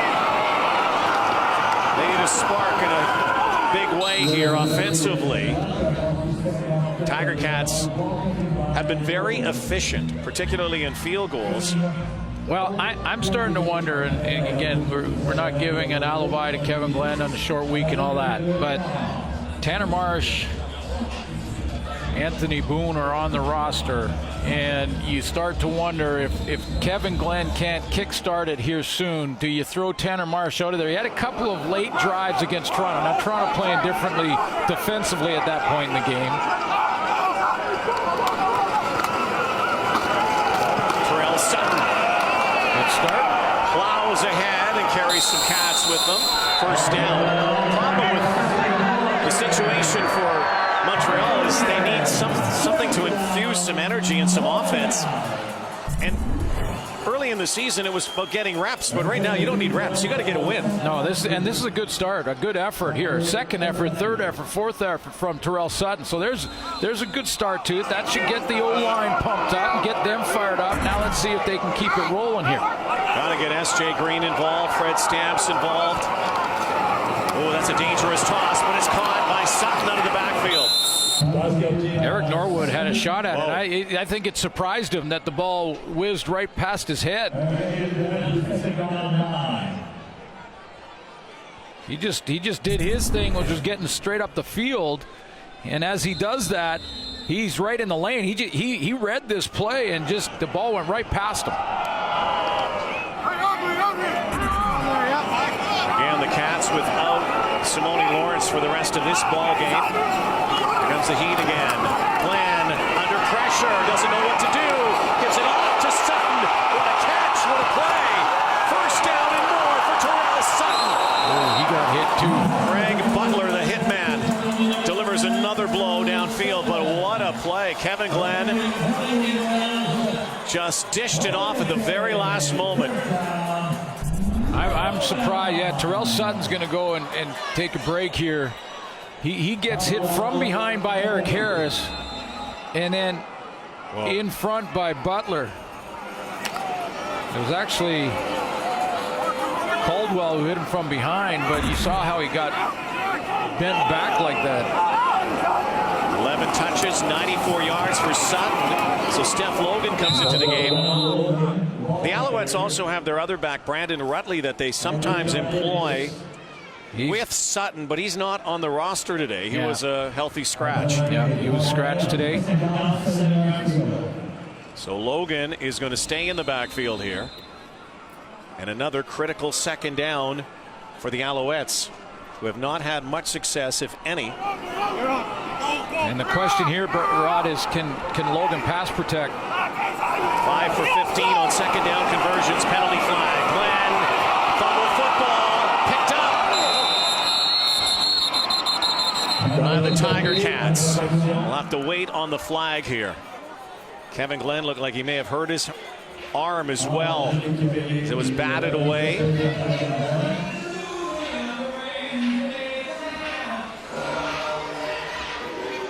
And the offense coming off the field. And they're still waiting the call here. It looks like it's a turnover. Offside, 19 Montreal. Offside, 29 Hamilton. We'll replay the play. It'll be second down. Well, they get a break here. They get a chance to replay it. Now, Kevin Glenn looked like he was a little nicked up as well after that play. He's going to stay in. Trying to, that passing arm loosened up again. S.J. Green offside in the procedure call. Take a look at the hit that is causing Kevin Glenn some difficulty. Ted Laurent swats the arm. And his buddy Brian Hall comes up with the recovery, but setting penalties down over. Again, second down. Achilles heel for the Alouettes. Another flag. Steph Logan spinning. Emmanuel Davis with the hit. Might be S.J. Green again. He was very close, or was it a Tie-Cat who jumped? I noticed Green as he was hitting the line there. He went right back to the official. Offside. Hamilton, number 29. 5-yard penalty. Repeat second down. So they'll repeat second down, and now it's second and short. So a parade of flags here late in this third quarter. Yeah, S.J. Green was in that neutral zone, but he just barely onside. He went to the ref pleading his case, and they looked at him, shook their head, and said, "No, you were fine." It was Hamilton that got the penalty there. Sutton is back in the backfield with Glenn. He'll get the ball. Needs the first down, and he will get it, it looks like. Larry, that's close. Larry, the progression should be to the 25 and should be enough. Anthony Cavill obviously has just said, if we're going to get this offense rolling, we've got to go to 20. I mean, he is the consistent element. It's if Kevin Glenn is having some terminology issues, whatever it may be, this drive has been all about Terrell Sutton. Kevin Glenn, who used to have so many battles, so many other teams against Anthony Calvillo through the years, now working in tandem, the all-time leader. First and 10, Alice. Glenn, end zone. S.J. Green cannot collect it. Had a shot. Threw it really on a line to S.J. Green, but you're right, Rod. I mean, you know, S.J. Green has made so many highlight catches in his career. This one should be routine for him. I know Brandon Stewart was close and maybe got a finger on it, but he's made that one in his sleep. How much would a touchdown right here change the complexion of this game? He's dropped 3 this afternoon. Doesn't help Kevin Glenn's first game as an out. Look out. Look out over the top. Samuel Jaguar, the former Tie-Cat. See where this spot is. It's going to be short of a first down by almost 2 to 3 yards. Time ticking down. Close to 30 seconds left in the quarter. And they're waiting to see what they're going to do Still here. think you take the points. They are taking the points. Yeah, it looks like. You got a whole quarter to play. Lots can happen in a quarter. The crowd doesn't like it, but I think you take the points and finish on a positive. You finally got a drive together led by Terrell Sutton. Well, we talked about Justin Medlock's efficiency inside the 40 this season. He's been perfect. So too Boris Beattie, the rookie kicker, born in France. Came to Canada at a young age and played at Laval. Maybe you have something on. Maybe. Tanner Marsh, the hold, the kick. And they take the points. They get the points. And it's a 2-possession game now. You know, I like it. I like the decision by Jim Popp. I mean, I know they've got still a mountain to climb to come back in this game. 2 possessions, but you take the points. You've got a positive outcome from that drive because you've been struggling spinning your wheels on offense if you're Montreal. It also gives your defense a little bit of a lift. They're sitting on the bench. They got a nice rest there.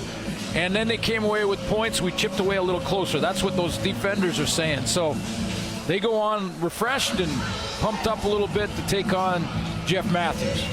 I like the decision. Should be the final play of the third quarter. Teams will change ends, and the Cats will then have the win. You didn't tell me what you would do. I would have done the same thing. Man. Take the points. As we saw yesterday in the Arnold game, that might have been a wise decision. Matthews is in trouble, and he's going down. Defense gets pumped up. Positive turns into another positive, and Gabriel Napton has just been unstoppable. 3 sacks last week, 4 in the last 4 games, make it 5 in 5 games. he's got his war paint on today. Napton with the sack. Only one touchdown in the ball game. That one right there, Sinkfield. A lot of heavy hitting going on. Owls need a couple touchdowns in this one. Cats lead 19-5, heading to the fourth. We are heading to the fourth quarter in Montreal. The Alouettes need wins here down the stretch. The Hamilton Tiger Cats could take over first place in the CFL East if they can hang on. 19-5, a lot of field goals in this game, including that last field goal by Montreal. How do the Alouettes seize some momentum here offensively? Two good defenses, of course, and that's why we're seeing the field goals. But that was the best drive the Alouettes have had all game long. It was 7 plays, 70 yards, over 5 minutes. Finishes with the field goal. So now their defense is fired up. They get a sack on first down. This is a big down on 2nd and long here. I know it's the beginning of the fourth quarter, but they get the stop here, get the ball right back to the offense. By the way, Terrell Sutton close to 100 yards from the line of scrimmage, so he was a big part of that last drive as well. But Montreal's grabbed a little bit of momentum, but this is a key down to keep it. Here's the other side of the story for the Hamilton Tiger Cats and their young quarterback, Jeff Matthews. In an adverse situation, how does a young quarterback, is he able to finish a game? Should the Alouettes be able to muster something back? And again, it's all about learning steps for Jeff Matthews. When Kent Austin first saw him, when Kent was coaching in Cornell, he said immediately that this guy can play. He broke all the records in the Ivy League. And knew at the time that he just had the poise of a big league quarterback. See how he maintains that. This is a big one right here. 2nd and long. Fourth quarter underway. Hamilton 8 for 16 in second down conversions, 50%. Over the top for Andy Fantuz, his second catch. Again, wearing that big cast, that brace on his right elbow. Mission accomplished for Montreal. You know, they are going to get that first sack from Gabriel Napton and puts Hamilton in 2nd and long. They force him then to throw it underneath. That's where the read takes Jeff Matthews to Fantuz. Fantuz is tackled 3 yards short of a first down. That plays to the defender's hands, and they get the ball back.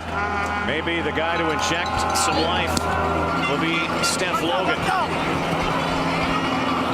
Bouncing kick, good kick by Medlock. Logan nowhere to roll. Penalty flag that flew late. Might be no yards here. Very close to it. Kevin Glenn trying to shake off the effects from that hit on that arm earlier. And looking to the wristband in the plays and adjusting to life as an Alouette. Terrell Sutton on that last drive had over 40 yards on it. Big part of it. Do they go right back to the well? Samuel Giguère, top of your screen. B.J. Cunningham, the wideouts. Nick Lewis. S.J. Green, the slots. Looks for Nick Lewis. You know, you go to your security blanket when you need it, don't you? And that's something familiar for Kevin Glenn. The most success he's had in the air today has been to his old buddy, Nick Lewis. And the same can be said about Jeff Matthews when he goes to Luke Tasker, his old buddy. You're right. I mean, they're guys that get their go-to receiver they're familiar with. They know how they move. They know when they're coming out of their break, and they put the ball on them. And there's a comfort zone there, no question. 2nd and 4. They hand it off again, and Terrell Sutton has done yeoman work today on 2nd down. In fact, when they need a 2nd down conversion in tight, that's the guy they go to, Sutton, and he's, for the most part, been able to do this. He moves the sticks, first down. Well, his last 2 big games were back in late August, early September, in games against the BC Lions. They were 2 and 3 games, and he had over 100 yards in both of those, but it's been a while since then. It kind of cut him loose. Landon shotgun again. Sutton stays in. Glenn now fires and should have been caught. Fred Stamps. Wide open underneath.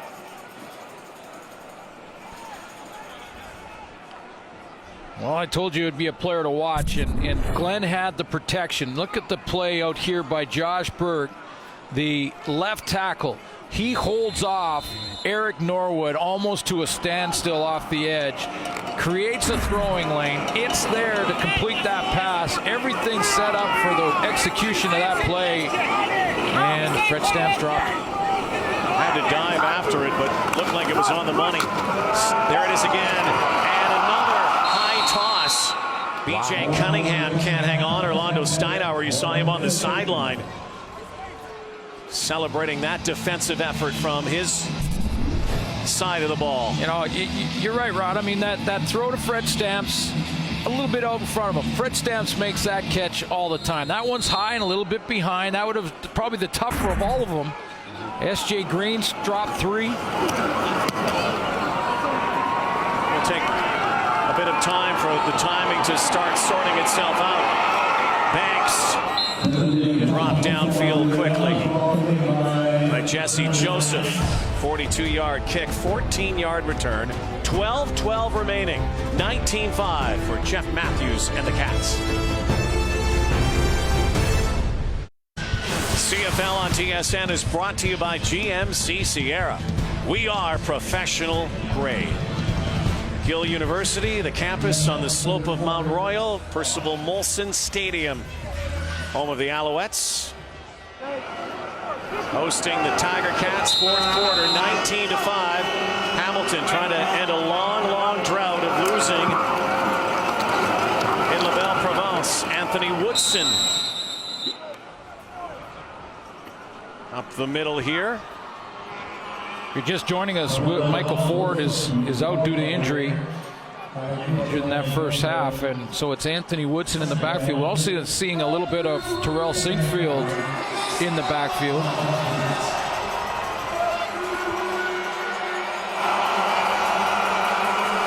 Tiger Cats 9 wins, trying to get to 10, take over first place in the East. Luke Tasker was in the backfield. Matthews looking there, then goes over the middle. What a toss for Woodson, who made a great catch. How about this from the rookie quarterback? Guns this in. 19 yards. Lines up at the tight end spot, just shoots right down the middle. That's like basically a hot read. When Winston Venable drops outside of him, Jeff Matthews waits for him to clear and then puts it on. Now into Montreal territory. They can get a touchdown here. It could pretty much salt this one away. And you know the Winnipeg Blue Bombers and BC Lions are cheering Hamilton on here today. Montreal's hopes of crossing over. Hamilton a win today clinches a playoff spot. They want first. They want a home field advantage for the Eastern Final. Lots of football left, though, the next 3 weeks. Big games upcoming. Well, it's right now time for Montreal defensively. How about these numbers for Jeff Matthews? 20 for 24, 234 in the ballgame. And he's sacked. John Bowman has his 11th of the season, the 94th of his great career. And he just says to the new left tackle for the Hamilton Tiger Cats, Cord Howard, here, let me show you a couple of my moves. This one's called the rip and around and the sack. Cord Howard goes, okay, I got that one. So that's classic rip move. Rip where you just drive that lower arm right through the tackle. Oh, shit. For Bowman, it was his left arm. And he just blows it up, just goes around that edge. And joins Freddie Bishop of Calgary as Jamal Westerman has 15 sack leaders this season. Just it's, you know, there's the swim, yep, which is where you hit to the shoulder pad and then swim the other arm over top of the tackle. But let me show you the rip. Now this is that. Watch the left arm of John Bowman just drive through here, Howard. He'll come up hard and then drive that left arm through get him turned.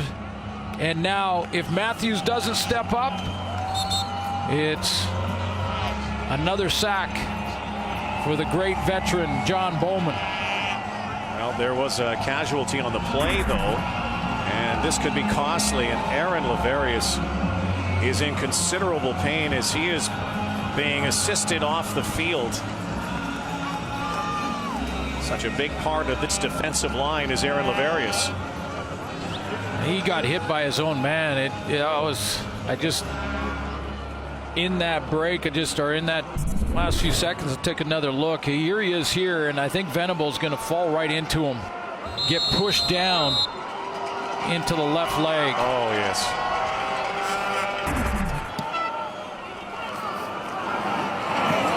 Logan trying to find a crease. Going backwards now, spinning Steph Logan.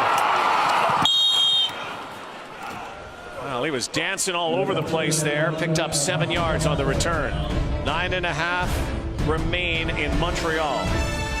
Al's down by 14 points.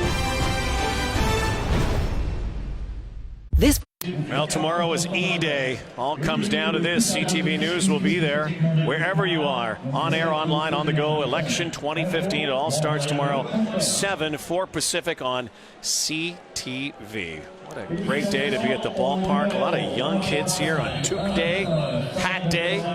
We have a couple below our booth location. They're having a blast here. Oh, yeah. They're dancing. There was one kid down there. He's eating 5 hot dogs. Well, finally, they get Fred Stamps involved. 9:24 to go here, and the Alouettes again 5-9 against the Ticats 9-5. Coming in though, the Alouettes had beaten Hamilton twice this season, so looking for a season sweep here. It'll be tough sledding though. Down 14. 2nd and 3. Terrell Sutton's been the guy that they go to on 2nd down. And he is cut down. And will he get a good spot here? Still think he's going to be a little bit short. We may measure this. No, they're saying it's a first down. Tom Malaysia gives the signal. Yeah, a bit of an accuracy issue here in some cases for Kevin Glenn. The ball just a little bit off. He's really asked his receivers today to make the big catch, the tougher catches, and they haven't come up with it. They've had some drops, but not the routine type of drops. There was one from S.J. Green. You know, but when you're just off, and he's been 17 for 28, now you're asking your receivers to make the real tough ones, and they haven't come up with it yet. Big number, those 2 interceptions. Glenn hangs in on that far sideline and trying to crawl forward with Giguère. It shouldn't have been, but that's a tough one. That's an example. I mean, the throw just being a little off, making Giguère dive for it, so that he can't really pick up any yards after the catch. Rarity for the Hamilton Tiger Cats today. When they score 30 points or more, they are 9-0. When they score less than 30, they're 0-5. They may be able to get a win here today by not getting to that 30-point plateau. They have scored 10 points off of turnovers. Glenn again hurls it, and that is another drop. And again, B.J. Cunningham. That's a couple I should have. Glenn took a hit again. I mean, Rod. I believe it was Ted Laurent that got through there, and Cunningham should have had this. I mean, for one, it keeps the chains moving. For two, quarterback took a hit to deliver it. That come through for him. Banks now has to spring free. Look out! Brandon Banks cutting back. He is plastered at the end of that, but a big return, his biggest of the game, as Boris Beatty brought him down. Brandon Banks, his best return, 50 yards on a 44-yard kick. Hamilton Tiger Cats 7 minutes away from win number 10 on the season. Time now for our sack tally. A reminder, the next drive is Friday, November the 6th in Toronto. And brought to you by Pure Later. Tackling hunger, a promise we can all help deliver. Winston Venable has his 5th of the year. Gabriel Knapton his 9th. And John Bowman registered number 11 just recently. All those sacks helping out the needy. And the play slowly getting off. It's almost as if the Alouettes, if they're going to get in this at all here, their defense is going to have to come up with a huge play, almost have to score the ball, because their offense isn't getting it done.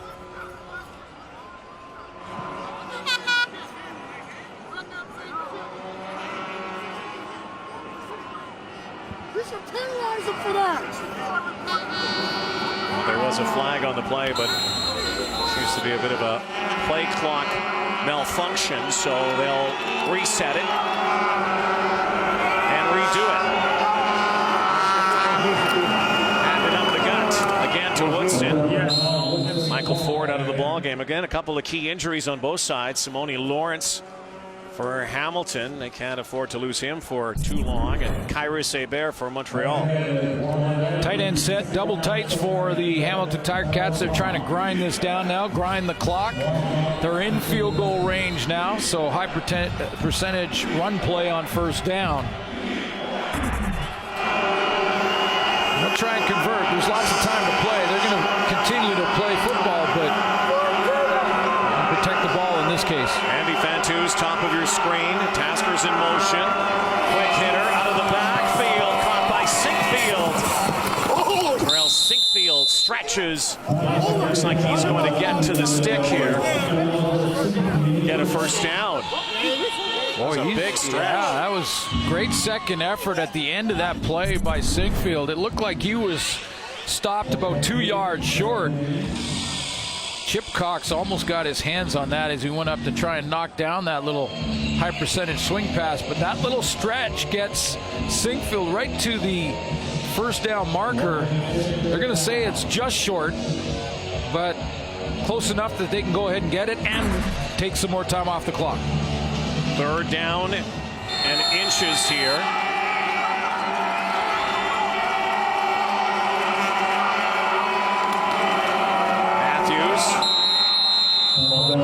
Should easily get that. One guy we haven't talked much about here this afternoon defensively for Montreal is Enoch Mwamba, who had a good first game, good first start. He got up over the pile there on Matthews, tried to get from behind and swat the ball away. You see that?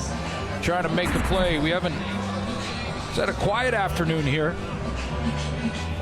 Good free agent signing by Jim Popp. The Montreal Alouettes can be a perennial all-star. They've gone through some middle linebackers, boy. Bear Woods, Kyle Ellsworth, Nicholas Shortle. But if Enoch Mwamba can be that middle guy, it's a ratio breaker. Bear Woods on the sideline, gone for the year. All-star last year. Standing defensive player in the East. They're going to pitch this football now. Woodson's caught, shoestring from veteran Gerald Brown. Brown in the backfield brings down Woodson. It's going to be second in a throwing down likely here now for the Cats.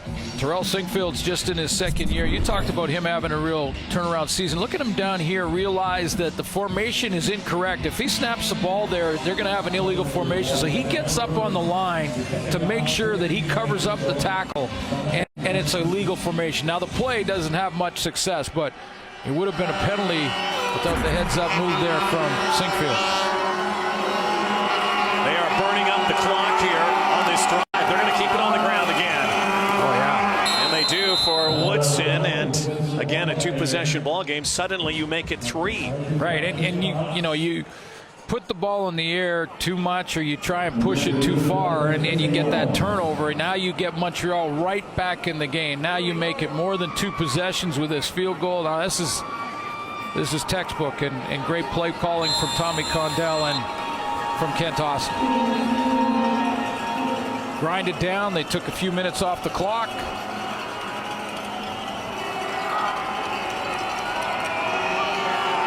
Perfect day so far for Justin Medlock.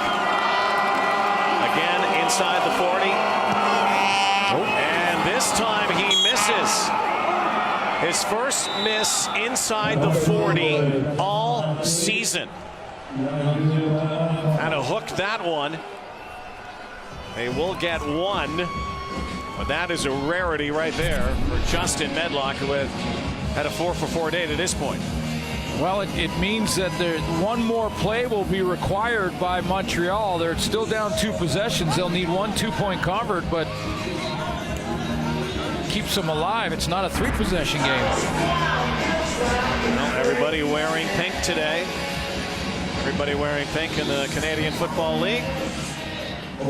Further support this weekend's CFL Pink broadcasts. Visit cfl.ca/pink to find out how you can help raise funds to tackle women's cancers. Everybody touched by that disease. Understand how important it is, this initiative. Fred Stamps goes over the middle and now trying to gather some steam offensively. That looks like it's right at the first down marker. Will they move the chains? They will. Is this the 3-minute warning now, or will they give him one more play? Please reset the clock to 3:02. Okay. We have a timeout, Montreal. They'll call the timeout just before the 3-minute. Get the one more play in.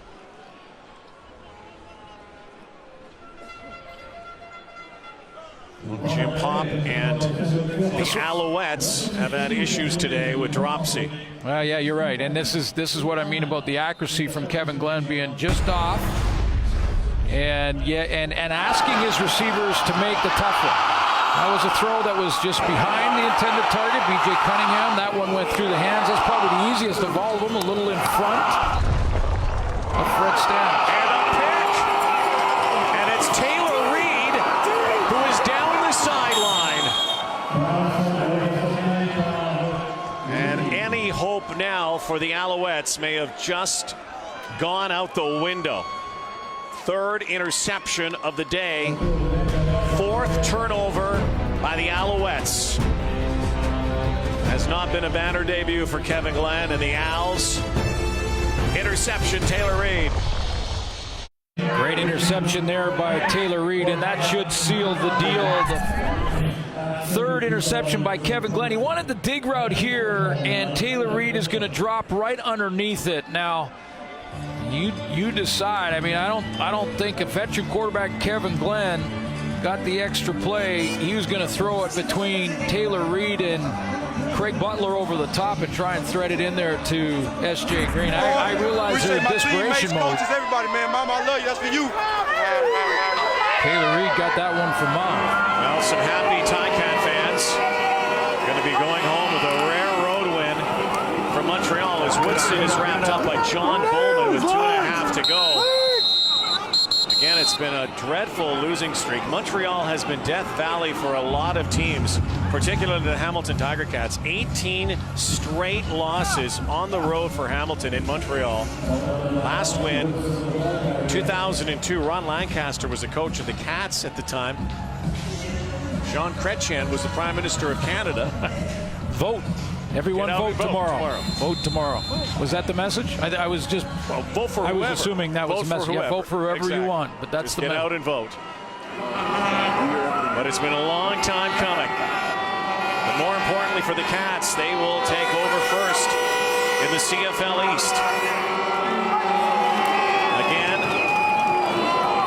give it to Woodson. They're going to give Justin Medlock another crack here. You know, get 3 possession. You know, the moment that Zach Collaros went down, you know, were many across the country saying this Hamilton Tiger Cat won't win now. That's it. That's it. That the MOP candidate, and he was the front runner by far at that moment, that was going to end their run and how great a start they got to the season. But this is a good football team on all 3 phases, and they score on defense. They turn the ball over. We've seen that again this afternoon. Jeff Matthews is doing what he needs to do. He's a young guy. He's managing the game, getting better every game out. Had 300 last week. Oh, yes. It's Medlock just squeezing that in.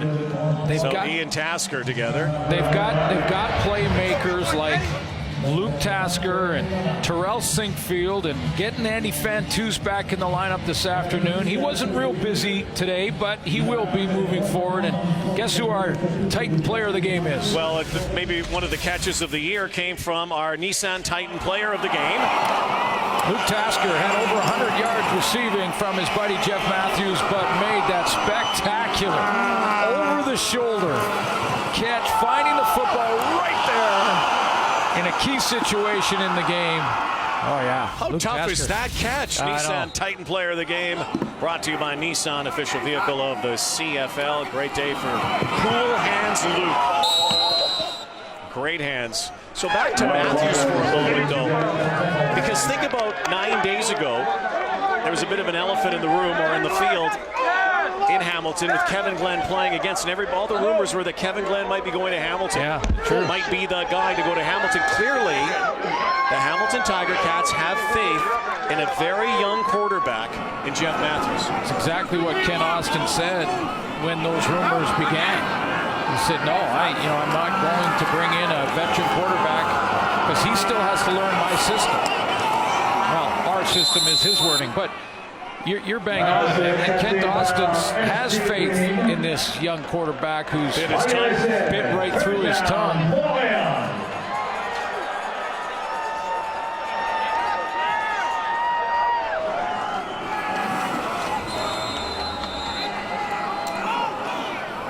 Kevin Glenn just set a record for pump fakes on that last play. Terrell Sutton now, again, time ticking down. Yeah, they have faith in him. And he is making them believe in that faith as well. And this is, again, he's a young guy. I think the only issue he has right now is obviously biting his tongue. But he put up good numbers, very solid today, managed the game well. Yes, they couldn't finish in the red zone. That's painful. It is. Right through it. 21 of 25 for 241 as Nick Lewis rumbles right side. But a well-coached team. I mean, Steinauer's defense is where it starts. I mean, a team that, third between, or leads the league, I should say, in takeaways with Hamilton Tiger Cats at 43 coming in. They had a bunch again tonight. 3 interceptions on Kevin Glenn. Starts there for them. And the Seagulls are flying around. They metaphorically might be vultures here for the Alouettes. They're going down to their feet as S.J. Green tackled on the right side.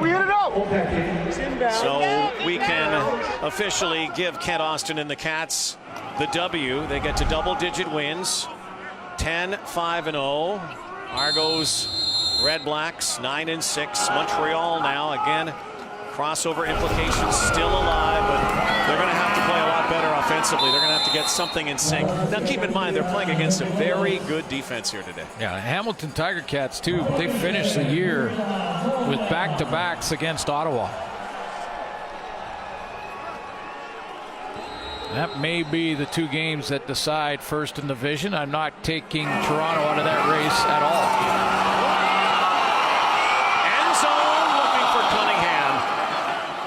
B.J. Cunningham has had a couple of drops, tried the spectacular grab that time, but no. Yeah, Glenn needed his receivers to make the big tough catch, and they didn't come up with it. This was almost impossible because of the position of Jalil Carter, but he's asked his guys to make tough ones, a little bit behind, a little bit high, a little bit in front, all those kind of things, and they didn't come up with it this afternoon, and that was a real difference maker. Well, the good thing for the Alouettes, if there's a positive, that Kevin Glenn will get more time with this offense. Dips it out, one-handed by Sutton. Terrell Sutton high-stepping down inside the 15, 20 seconds to go. And there still is faint hope for the Alouettes to cross over. It depends on what happens to Winnipeg and BC in the West. Well, all 3 teams lost this weekend. Plodding along. Glenn looking for the end zone now. Standing in, tons of time, throws it. Again, those Seagulls getting in the way up here, but Fred Stamps can't bring it in. 12 seconds to go. This, by the way, matches Hamilton's best record after 15 games since 1998 when they were 10-4-1. Yeah, this time last year, the team that went to the Grey Cup out of the East, the Hamilton Tiger Cats, were 7-8. They'll be 10-5 this year with their #1 and star quarterback going down. So could be the final play here with the seagulls flying and the snowflakes falling. Nick Lewis can't bring that in. Crossover implications. So Winnipeg and BC go, okay, we didn't get it done, but neither did they.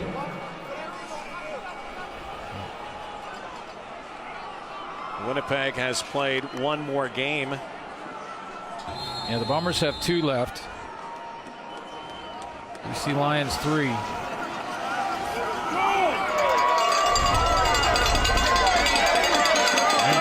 Alouettes would have to beat them in the standings to cross over.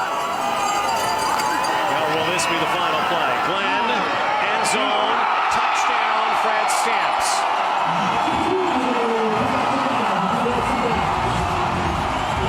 Finally find the end zone. Ken Austin, he coaches to the gun. He didn't want to see that happen. No, you don't. But you know, it's a different defensive mentality. We've seen this before, and we saw it in the Winnipeg game in Ottawa. You know, and that was the first and the second half contested catch that was made by an Alouette receiver. Fred Stamps has his third as an Alouette. First from Kevin Glenn. That's Kevin Glenn's first touchdown pass with the Alouettes, and it comes at the 59-59 mark. They'll go for 2. This game is over. Once again, trying to find Fred Stamps. So the Alouettes are really going to need to run the table when you think about it. Could get some help. You must finish with more Hamilton, wins. number 11. Half the distance to the goal, and they'll retry the convert. This is going to be prolonged a little more. But for the Hamilton Tiger Cats, moving forward, the goal is to again host the East Final. A year ago, they played against Montreal. Jeff Matthews still taking care of that tongue. Hamilton, BC, Ottawa, and Ottawa left. Montreal finishes with Toronto, Edmonton, and then Saskatchewan. BC Lions have Hamilton, Toronto, Calgary. This is not getting in. And the Bombers finish with Ottawa and Toronto. So it's interesting race for first in the division and for that last playoff spot, which looks like it'll be in the West Division. And drama and intrigue, and all you got to do is get in. Yes, it pays to have that home field, home court advantage in the finals, but just get in, you might win, especially this year. This team has faced a lot of adversity this season and injury too. They still keep plugging and keep winning.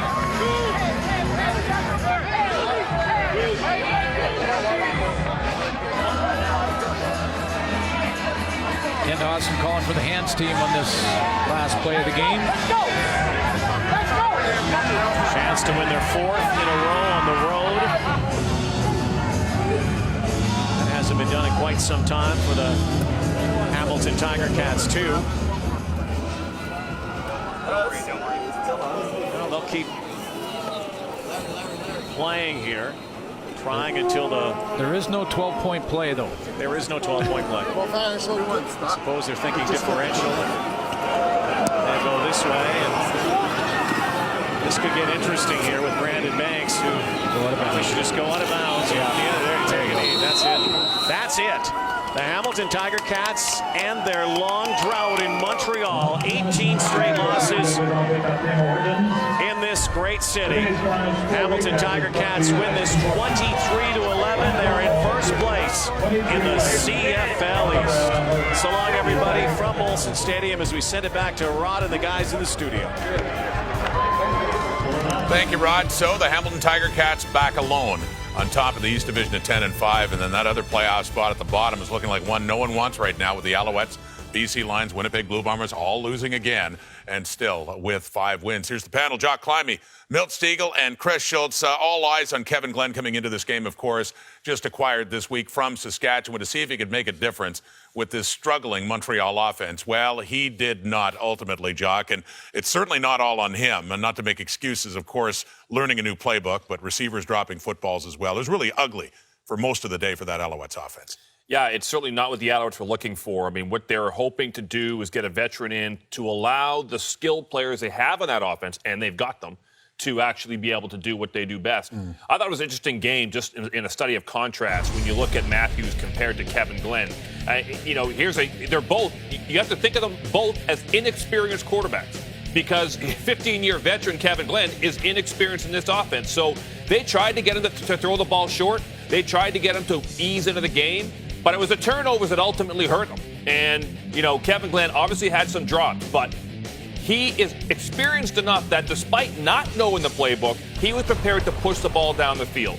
And it seemed like whenever he did, he got turnovers. Whereas Matthews was very reluctant to throw the ball down the football field because that Ken Austin has said to him, look around the locker room. Look at the talent you have around you. Yes. We do not need you to do anything spectacular. We need you to do what you're told to do, nothing more.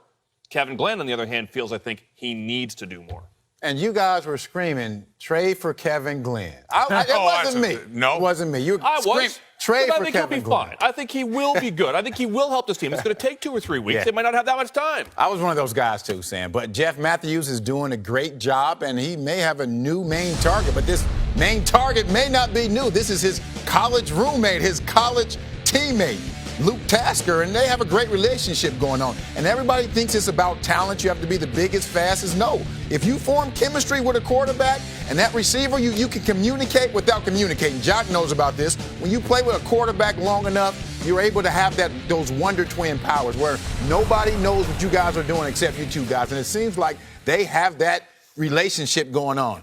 Well, I think for Jeff Matthews, he completed 84% of his passes in this game. That's outstanding. And when you look at his recent history now, the Calgary game, he learned how to play in the elements against a great defense. The Saskatchewan game, he said to himself, well, I've got to win one. He won one, and that was confidence. Now, there are things that he's going to learn. He's going to understand that there are certain times to sacrifice on the play and slide earlier just for your own physical health. He's going to look at the protection package, make sure that never happens again, and he's going to understand when I'm away from the ball, that still means that I'm going to get hit. I thought this was a great pass, great catch, his best throw.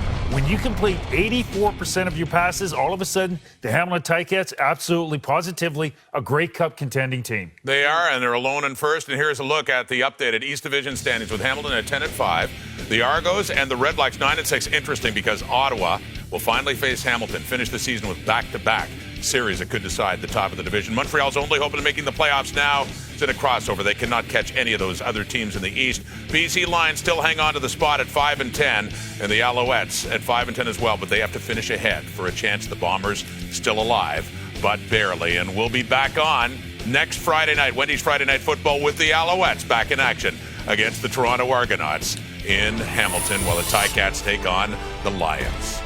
So, Montreal on top of the East Division at 10-5, and the Alouettes, new quarterback, but same result, losing yet again. Thanks for watching the CFL on TSN. Enjoy your week, everybody. Talk to you again Friday night.